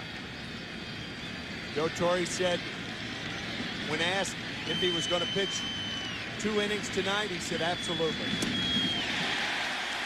2 out. Ours natural. Well, yeah. I mean, you know, your pet goat. And he was not allowed entrance to the ballpark. And he was quoted in the paper the next day saying the Cubs will never win another World Series. Well, they haven't won one since. That's the Billy Goat curse, as I understand it. That happened back in 1945. I mean, he really liked to go. That's lined into left field off the bat of Veritek and out. A home run that makes it a 2-run game. A line drive home run hit by Veritek to make it 4-2 here in the 6th. 3rd home run of this postseason for the Boston catcher, and with 2 out, it's 4-2.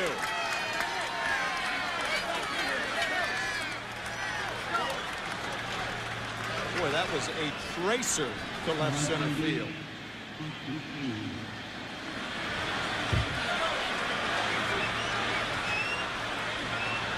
Veritek trying to do all he can to pump up his teammates down in that dugout. Prior to that shot had been shut down by Andy Pettitte. Again, a cutter. Andy Pettitte tried to get inside.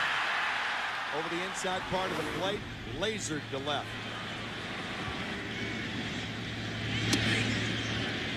Nixon's backed out of there. 1 ball, 1 strike.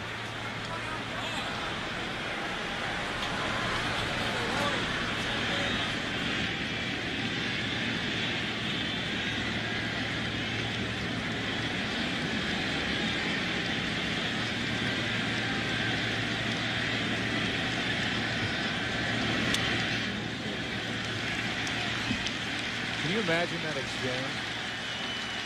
I'll take 2 seats, 2 of your best. 1 for me and 1 for my goat. Might need 2 seats for the goat. And Ed Hillel. Here comes Mel Stottlemyre. Just say it again. No, I can't. I'm Ed Hillel'd out.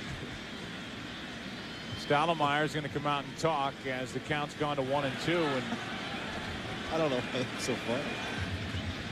I don't either. You're hung up on Ed Hillel. It just gives a warm feeling to them. Jose Contreras is getting loose for the Yankees, and they're, I would imagine, buying time. Kind of a strange time to visit with a count of 1 and 2 and 2 out, nobody on here in the inning. It is.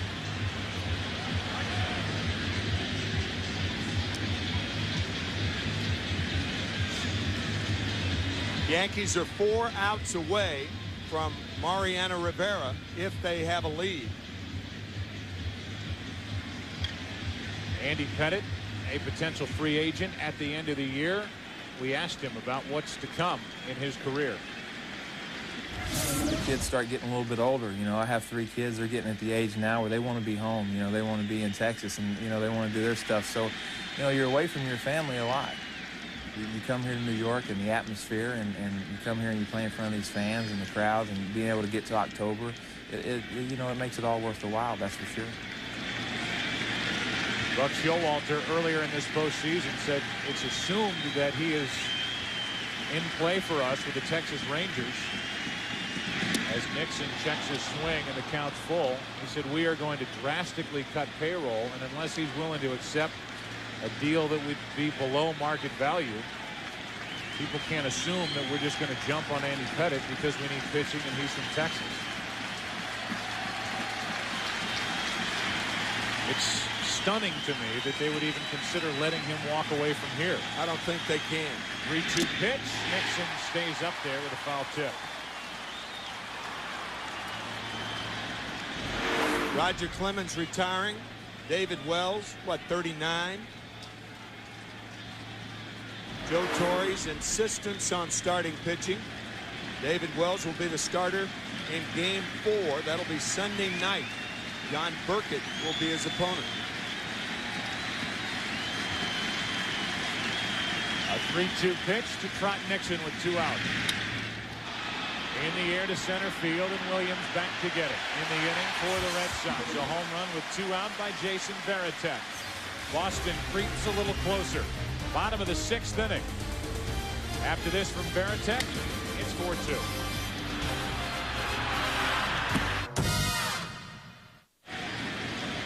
First pitch, Nick Johnson takes in at the knees for strike 1.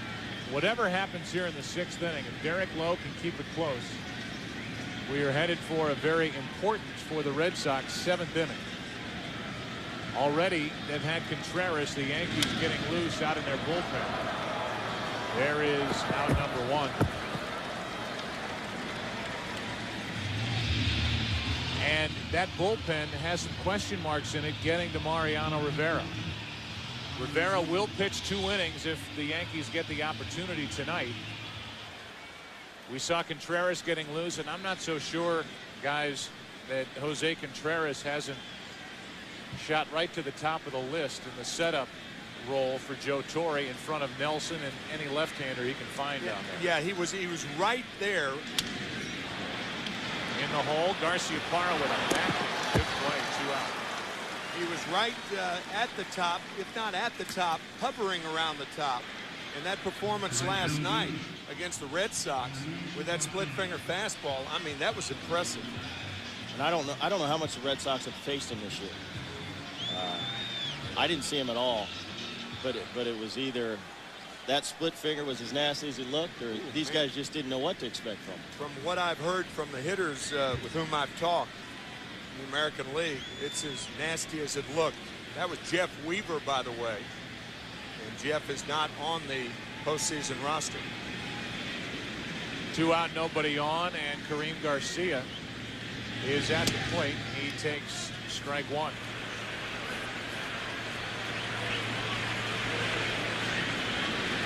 Oh, he is. I'll correct that. He is on the postseason roster. Chris Hammond's out. My correction. 2 out, nobody on, no balls, 1 strike. Weaver's only role, unless a game were to get to deep into extra innings, is that of a long reliever in case a starter has trouble early. Otherwise, he's going to be in that same position we just saw him, kicked back in the bullpen. Yeah. 2 out, nobody on. Here comes a 1-1 pitch to the number 9 hitter, Kareem Garcia. Damian Jackson takes care of that. It's a quick and easy 6th inning for Derek Lowe. We go to the 7th. It will be Jackson, Kapler, Miller coming up. A 2-run game back after this from your local Fox. 7th inning now of Game 2. It's Yankees 4, Red Sox 2. Red Sox lead this series 1-0, and it's Damian Jackson in to lead it off. Jackson, Kapler, and Miller. Ball 1 from Pettit, and there is Contreras getting loose.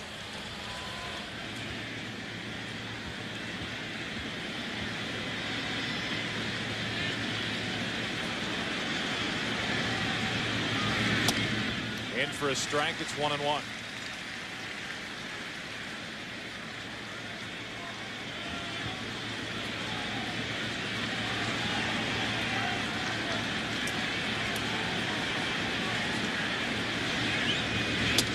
On the corner, it's 1-2.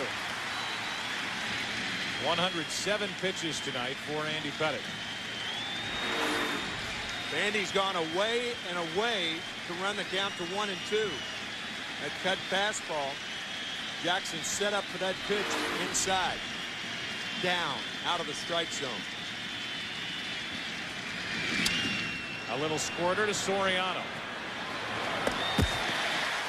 1 away here in the 7th. Let's check it. Kind of frightening. Here's Kapler, the leadoff hitter in the lineup, and I think you could look back at that at bat by Kapler in the 2nd inning when Andy Pettit was really struggling. Kapler with 2 on and nobody out, bouncing into a double play, and now batting with 1 out, nobody on, and a 1-0 pitch. 1 ball, 1 strike.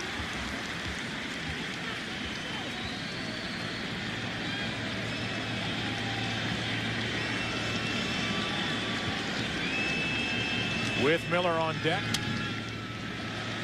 1-2 on Kapler.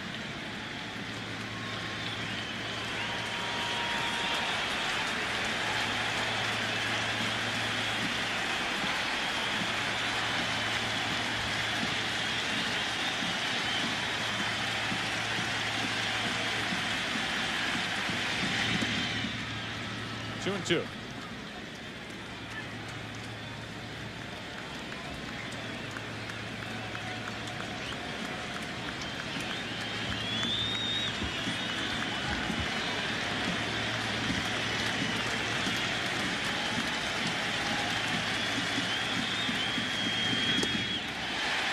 Two out.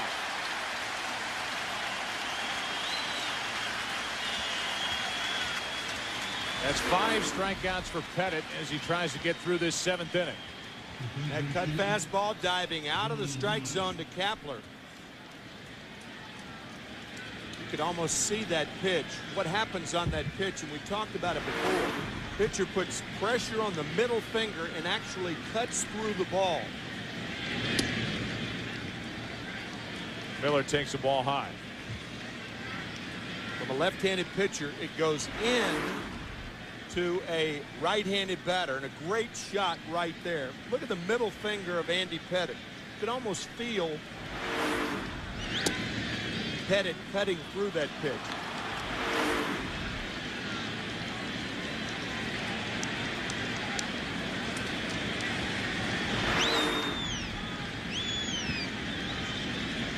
Two and 0 on Miller. Now 2-1. The big bat of Nomar Garciaparra waits on deck.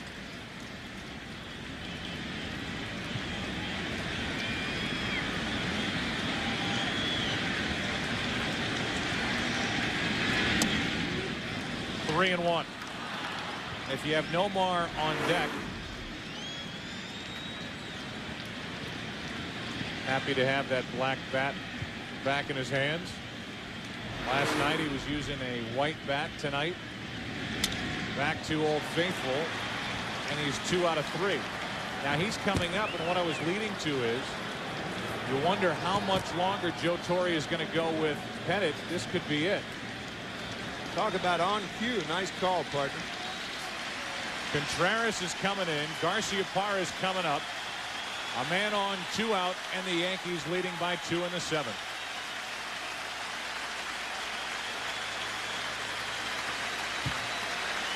This crowd and these Yankees appreciate the work of Andy Pettit.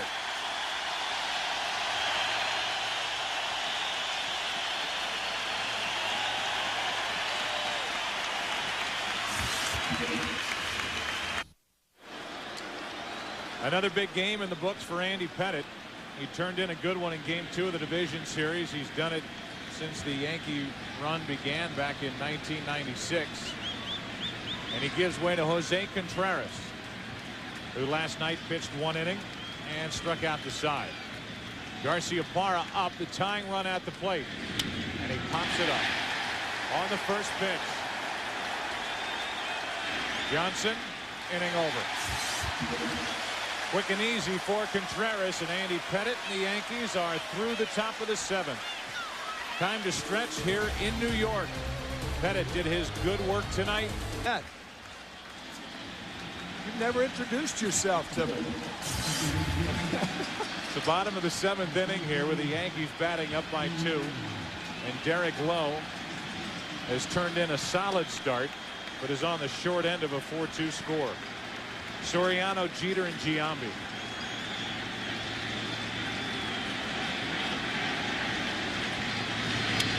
That's foul. I would say Soriano was ready for that pitch from Derek Lowe and pulled it a little too soon. It's 0-1. Looks like Mariano Rivera is loosening up for the Yankees. Try to get the last 6 outs.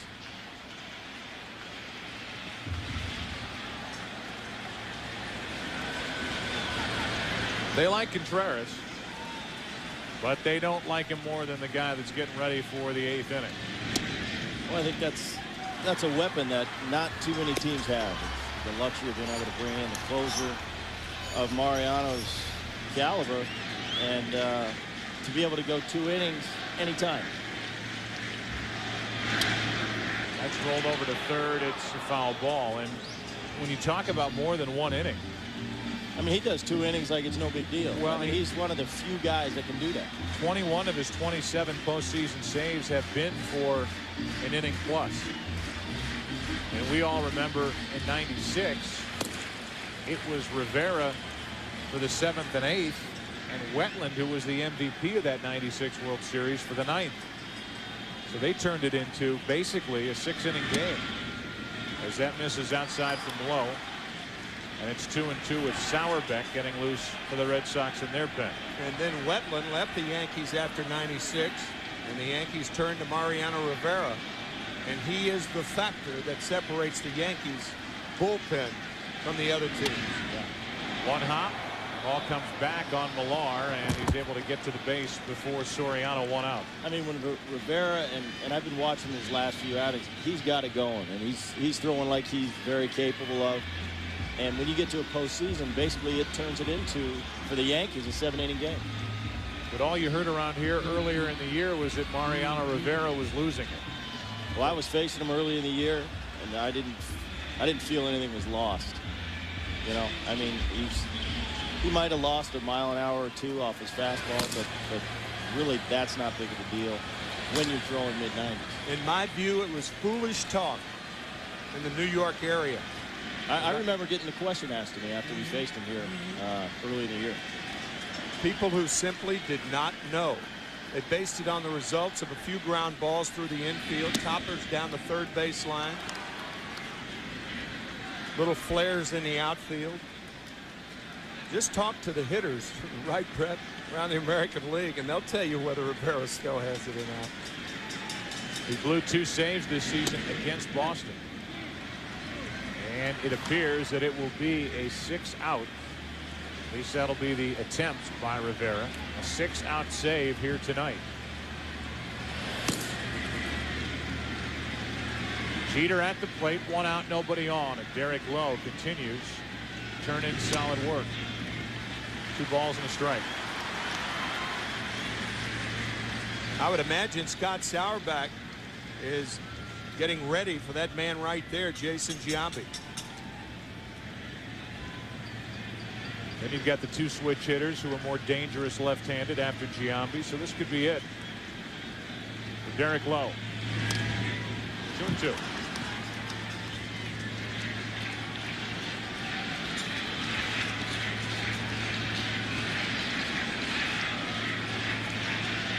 Lowe has allowed 4 runs on 6 hits, while the Red Sox against Pettit had 2 runs on 9 hits. But 6 of those hits came in the first 2 innings.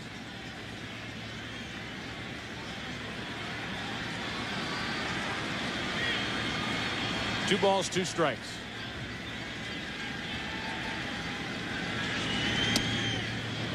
Full count.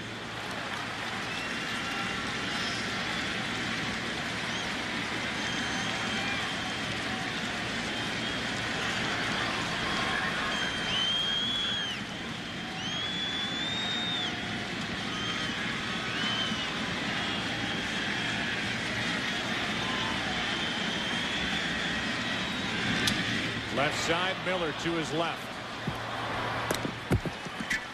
2 out.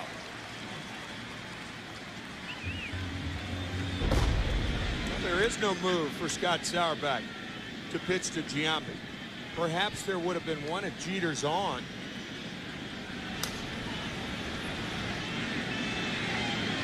The shift on the infield. The outfielders spread way out for Boston defensively.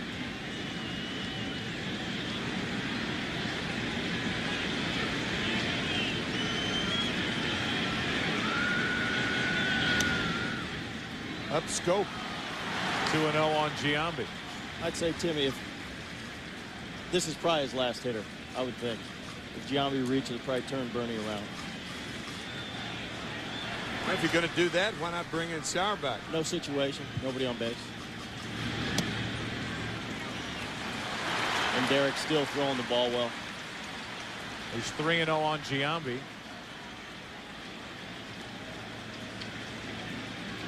With 2 out, nobody on. We might get to see. We might. He's swinging here. Oh man, how can you take that pitch? Why? You got a why? You know, it's 3-14 Here's why. down the line. Here's why. On a 3-0 count. Now, why am I going to swing 3-0 when he just threw me 3 balls? I'm going to let him walk me. Now, 2 out, nobody on. Especially when I know I'm going to get the same pitch 3-1. Well, we'll see. Outside corner. And it was a slider. It was outside corner, so he didn't get the same pitch. I'm wrong again. Gee, what am I going to do with my car? No, this guy hasn't played in years, and he's showing me up. It's the makeup that's getting. I'm telling you, that would be my approach in the box. If I got a guy out there throwing, and I know I'm going to get a fastball 3-1, or think I'm going to, I'm going to take the 3-0. And a base hit as a result. He knew what he was doing. Anyway, on a 3-2 pitch, and we'll see if Sauerbeck's coming in to take on Bernie Williams. And I'm right again. You are indeed. Well, what a quick rally by you. Yay for me. I am on fire. You're 1 for 1. Timmy, you want to get into a discussion about this? Not anymore. Okay. The definitive word for the all-star second baseman for the Mariners wearing makeup here tonight. What are you talking about? Hey, let's be honest with the people of America. You don't roll out of bed looking that bronzed. It looked like. Oh no! It looked like Grady went out there and asked Lowe whether he wanted to stay in the game, whether he still thought he had it. If that's the case, and you know what these Red Sox players are like, if you ask, you know what answer you're going to get. Yep. Yeah, I mean, why is Sauerbeck warming up? Why swing 3-0? Because it's a chance to put another marker on the board. It's 3-14 down the line. Well, what if you okay, now if you got second and third, no outs. Now my best chance of getting a fastball is 3-0 with a base open, right? So now I'm going to swing 3-0. Because 3-1, who knows? You might try to trick me. We'll talk about this later. Bernie Williams. Jimmy, I'm going to have to teach you a lesson. Off the inside corner, ball 1. But you brought up I think the most important point. If you're not going to bring Sauerbeck in for Giambi, okay. But if Giambi reaches with a hit and you have your choice to turn Bernie Williams around and have him bat right-handed, and you don't do it, why is Sauerbeck getting loose? I think Timmy had it, or did you say it, Joe? Doesn't matter. We're a team here. When he went out to the mound, I think he gave Lowe the option of, you want this guy. If he saw any negativity from Lowe, I think you would have seen the change made. 2 balls, no strikes, 1 on, 2 out. And now it's 3-0. Well, the one guy he will not, I'm probably wrong about this too, but the one guy he will not give the 3-0 hit sign to is Bernie Williams. Joe Torre rarely does that. We talked earlier about he doesn't have Bernie hit and run, and he doesn't give him the 3-0 hit sign. Posada, another switch hitter on deck.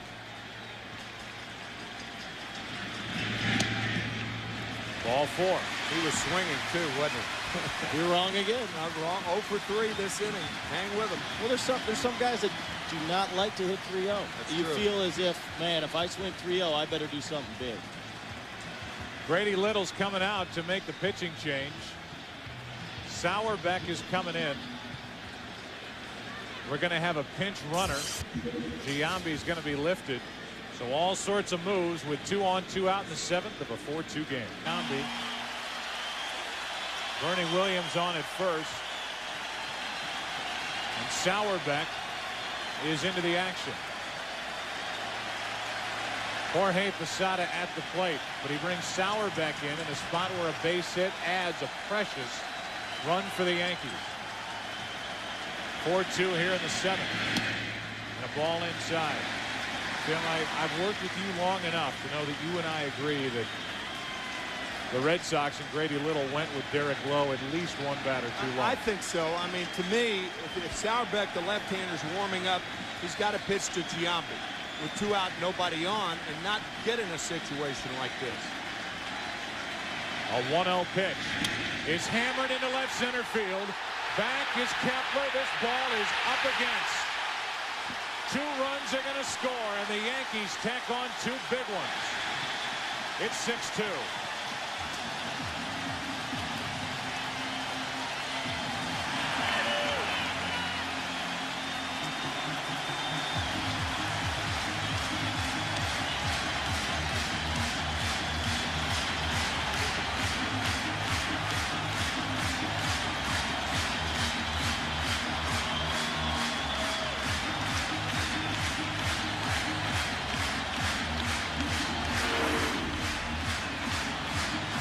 See where Veritek is setting up, and Scott Sauerbeck, who has had a tough time with his control and location since coming over from Pittsburgh, right down the pipe. Now Matsui takes a strike.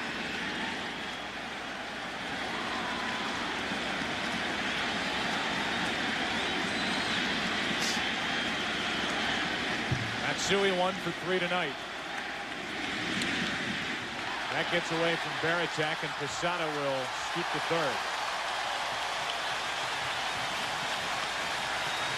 Probably a pass ball on Jason Veritek, a ball that sailed a little bit on him right at the end. Plus, he's sitting inside. The pitch is away, and more of an indication how Sauerbeck is missing and how far he's missing.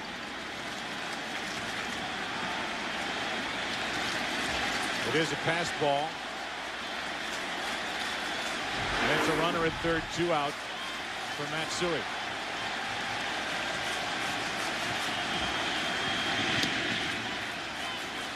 Strike 2.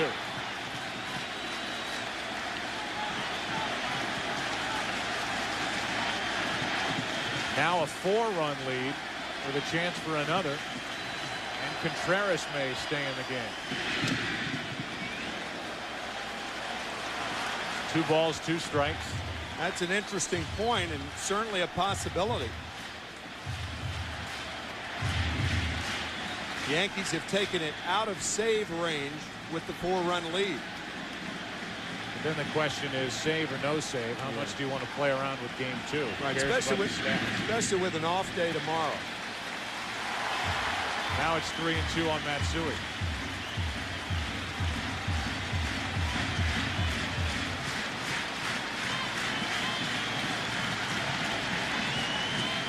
Runner at third, 2 out, 3-2 pitch. Sauerbeck walks the lefty Matsui and has another one, Nick Johnson, coming up.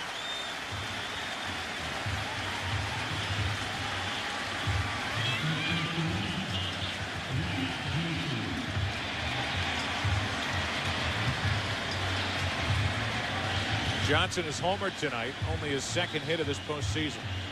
You saw those gesticulations that Veritek was going through. Those were for the middle infielders, just in case Matsui tries to steal. What Veritek's going to do with the ball, I don't think he'll be running here anyway. Let's see.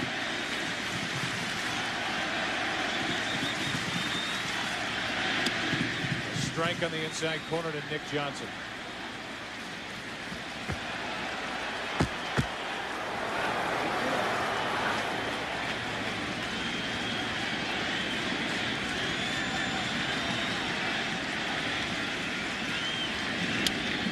Slashed foul, strike 2. 2 huge runs put up on the board by New York here in the 7th inning. A 2-out hit by Giambi, a walk to Bernie Williams, then the pitching change, and then Posada, a 2-run double. A pass ball, a walk followed, and now it's 0-2 on Nick Johnson. Sauerbeck drops down, and Johnson hangs in enough to get a piece of it.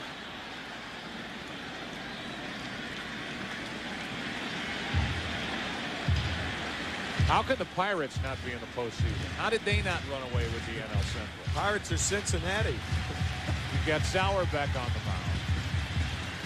Simon is involved. Lofton is involved. Aramis Ramirez, part of the Cubs. Mike Williams was in the stretch drive with the Phillies. That is a foul ball.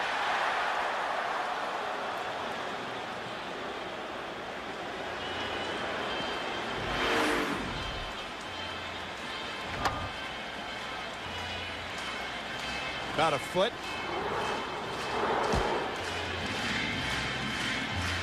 Joe West, the third base umpire. Aaron Boone, the third baseman with the Yankees.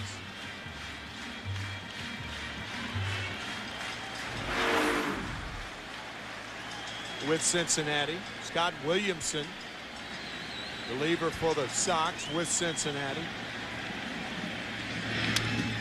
Breaking ball is grounded on 2 hops to Jackson. With that, the 7th inning is history, but not before the Yankees get 2 more. Question is, will it be Contreras or Rivera? The answer to the bottom of the 7th is the Yankees get 2 and lead by 4.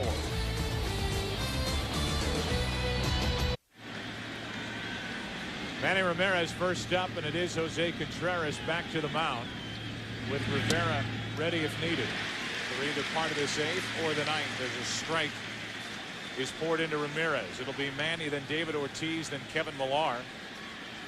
The heart of this Boston lineup.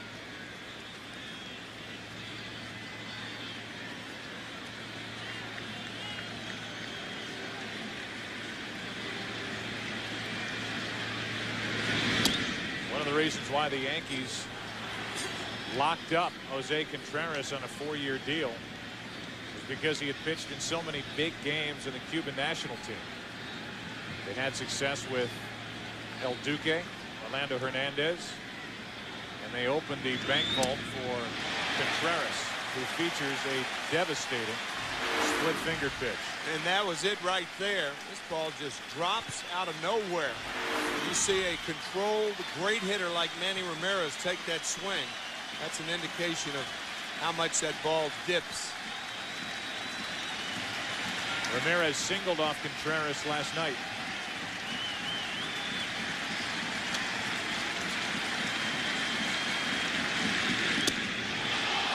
Two and two.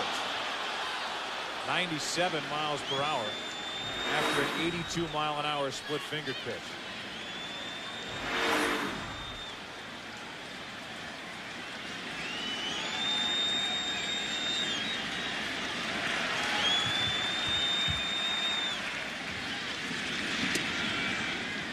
Full count.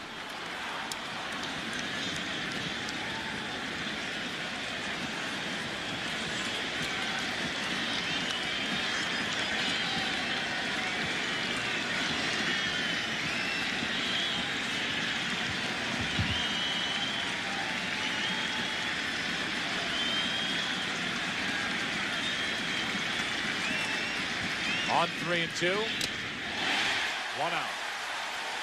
1 away here in the top of the 8th. Let's check in for another game break with Jeannie. Jeannie, thanks. That matchup of Wood and Redmond. As you look at that last pitch that was blown by the bat of Manny Ramirez. Wobbling around in the glove of Jorge Posada. It ended up in the web, and Ramirez a strikeout victim.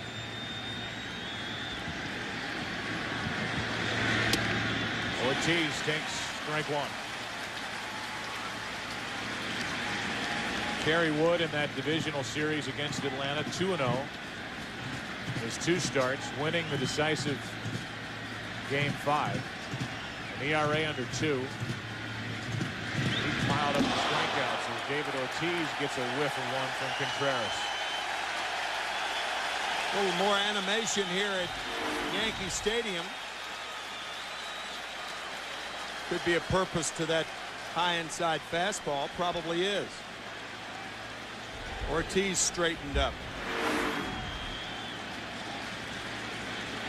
A guy like Ortiz has hit 7 home runs against the Yankees this season. If it was unintentional, it came at a good time for the Yankees to let Ortiz and the Red Sox know that they're not playing around. Well, on Saturday, you're going to see a few hitters straightened up too, with Pedro Martinez and Roger Clemens pitching against one another. 2-1 to Ortiz. Now it's 3-1.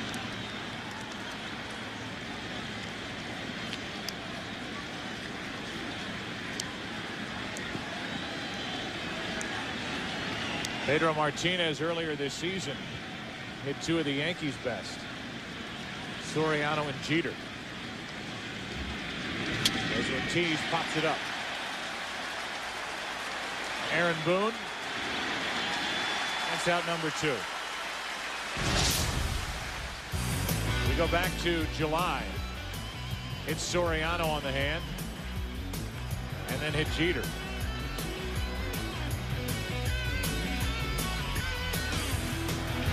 Trip to the hospital after the game, and minimal time was missed. That was a game won by Andy Pettitte and the Yankees 2-1. I believe that was the last regular season game played between these two teams at Yankee Stadium. With 2 out, Millard takes a strike. Oh, he's throwing a cutter too. That's a new pitch. The cutter. Veritek on deck. It's 6-2 Yankees here in the 8th.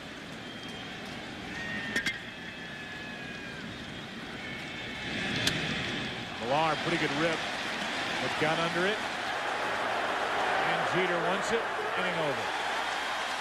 4 faced by Jose Contreras, and all 4 retired. Bottom of the 8th.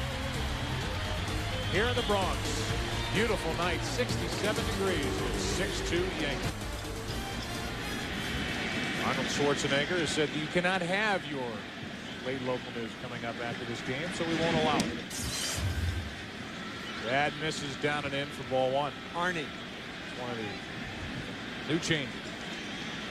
Aaron Boone, Kareem Garcia, and Alfonso Soriano. Bronson Arroyo is on the mound for Boston, taking over for Sauerbeck, who did not fare well.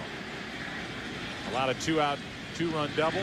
Walked the lefty Matsui, but Johnson grounded out to end what was a 2-run 7th for New York.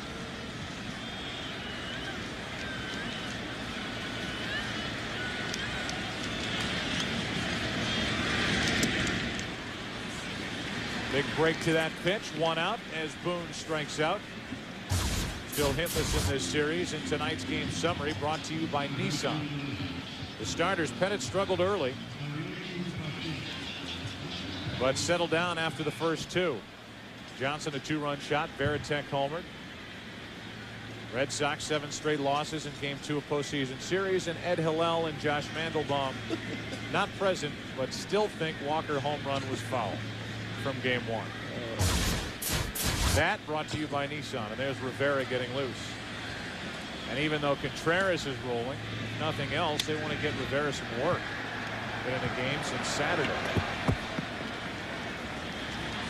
Went 2 innings at the Metrodome that day, saving the game for Roger Clemens. I think too the postseason, that 3-run lead when the closer comes in, I think that changes. And I think they treat a 4-run lead like a 3-run. You got to win this. It's not about the numbers or whether you get the save or not. So with 2 out, nobody on, as Clemens is sure at some point lately pondering what's to come on Saturday back at Fenway, where he was saluted. His last start there on his way out, actually came back out and acknowledged the crowd. He'll be matched up with Pedro Martinez, the same matchup we had in a game 3 back in '99, and Pedro Martinez and the Red Sox won it 13-1. It's all the hype. Now Soriano is hit, and don't think that won't get the Yankees and Clemens' attention. So Ortiz was buzzed, and now Soriano. Yeah, if this wasn't intentional, it appeared intentional, because David Ortiz. Contreras, now watch Soriano look out at Arroyo. Now he'll go to first, but wear that on Saturday. I don't know. I don't know if there's much behind that. What is the reason? But it's the appearance. Yeah. Sometimes you never know until you talk to a young pitcher. But this guy. hit batsmen versus each other. 23 to 50. Did I read that right? You did. You could bet Soriano's going to be taking off. This is going to be one of those steals of vengeance right here. He's mad.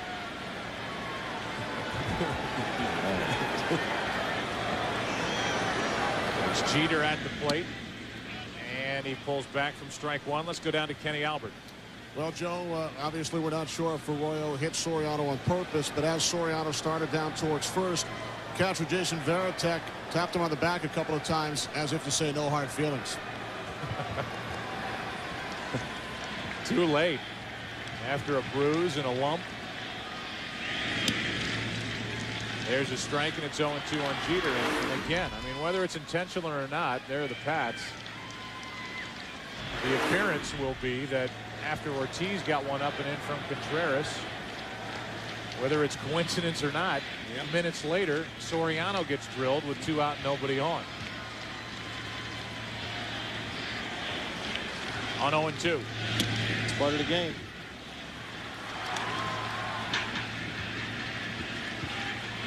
I got no problem with it.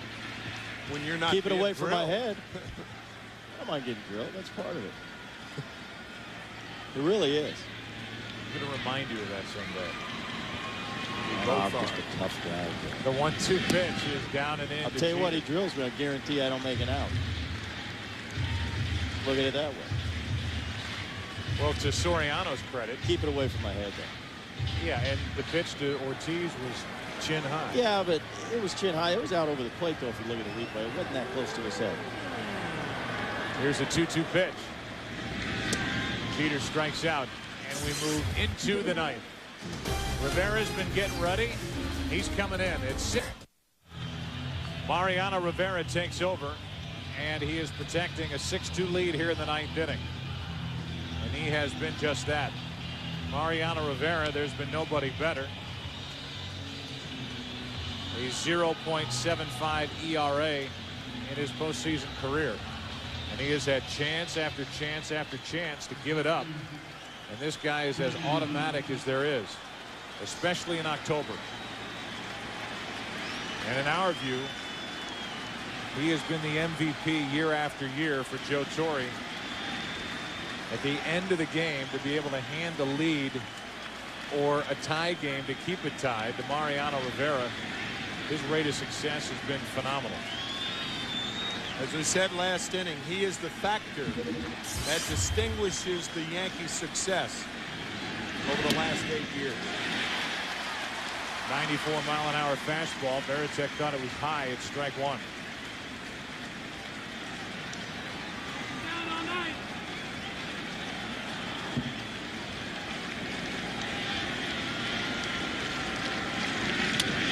To the second baseman, Soriano. This week, Fox NFL Sunday begins. America's #1 pregame show. Then the Bucs try to rebound from that Monday night heartbreaking loss. They take on the Redskins. The Dallas Cowboys hosting the Eagles, trying to make a run. And it's the other New York-Boston battle. The Giants travel to New England. Our other regional action. It begins at noon Eastern, 9 a.m. Pacific on Fox.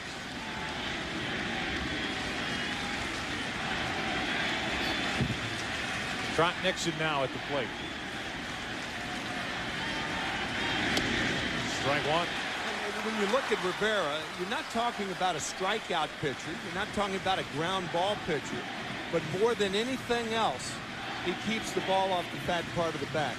He's a trademark pitcher in every way.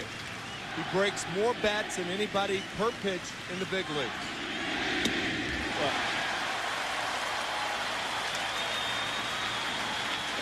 the thing that's different about him is because it is a cutter and it's in the mid-90s. There's nobody else in the game that throws a cut fastball. Even Al Leiter's probably the closest, and he's throwing around 88, 89. Nobody else is even close. And 0-2. Still 0-2. And he pinpoints it. He doesn't miss by a foot. He misses by an inch. He puts it right in that zone where you think you can hit it, and then especially the lefties. You either get jammed or you hit it hard foul. Right. As tough as he is on righties, he's much tougher on lefties. Stas Nixon, 0-2. This series is on its way back to Fenway with it evened at a game apiece. And that matchup that everybody will be talking about, already have talked about, Roger Clemens and Pedro Martinez.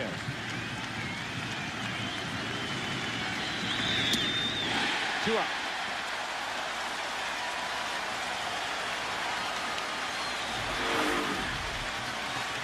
Along with Steve Horn, who assists us here in the booth, we thank our coordinating producer of Major League Baseball on Fox, the producer of tonight's game, Michael Weissman. The director is Bill Webb.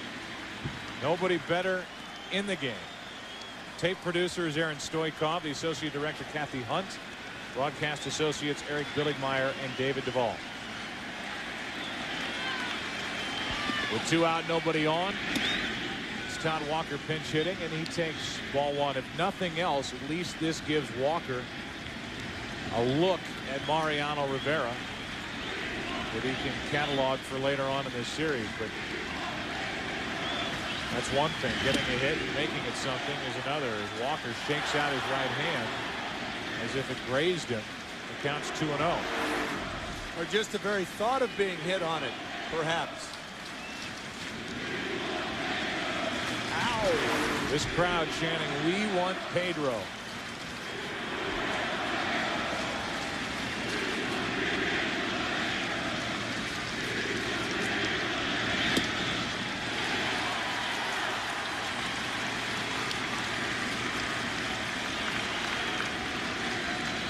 Two balls and a strike with 2 out on Todd Walker.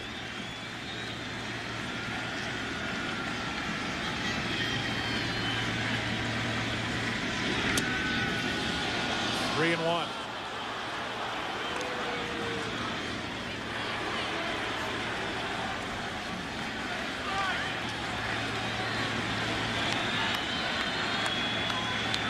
Pedro amused by the chant here at Yankee Stadium. 3-1 pitch. That's down the left field line, and Todd Walker has reached Rivera for a 2-out hit. And Dave McCarty will walk to the plate as another pinch hitter. The VP of Field Operations, Jerry Steinberg, our technical producer, Dave Hill. Studio show produced by Gary Lang. Directed by Bob Levy. The coordinating producer of the studio show, Scott Ackerson. Technical supervisor, Jack Simmons. Senior producer of Fox Sports, Bill Brown. And the executive producers, Ed Gorn and David Hill. Dennis Kazaza is the highlights supervisor. And we play here in the 9th inning with 1 on, 2 out. And here is McCarty. Walker takes second uncontested. I think the Yankee fans were more playful with Pedro Martinez then, because they're going to get him on Saturday. The Yankees know that. And you might beat him, but you're not going to intimidate him. Forget it. Unintimidatable. 0-2. The crowd at Fenway will be chanting, "Roger, Roger." What were they saying? We want Pedro. I don't think the crowd has faced him. There were no Yankees joining in that chant. The 0-2 pitch to McCarty. The Yankees had won game 2. And this series is tied at a game apiece going to Fenway.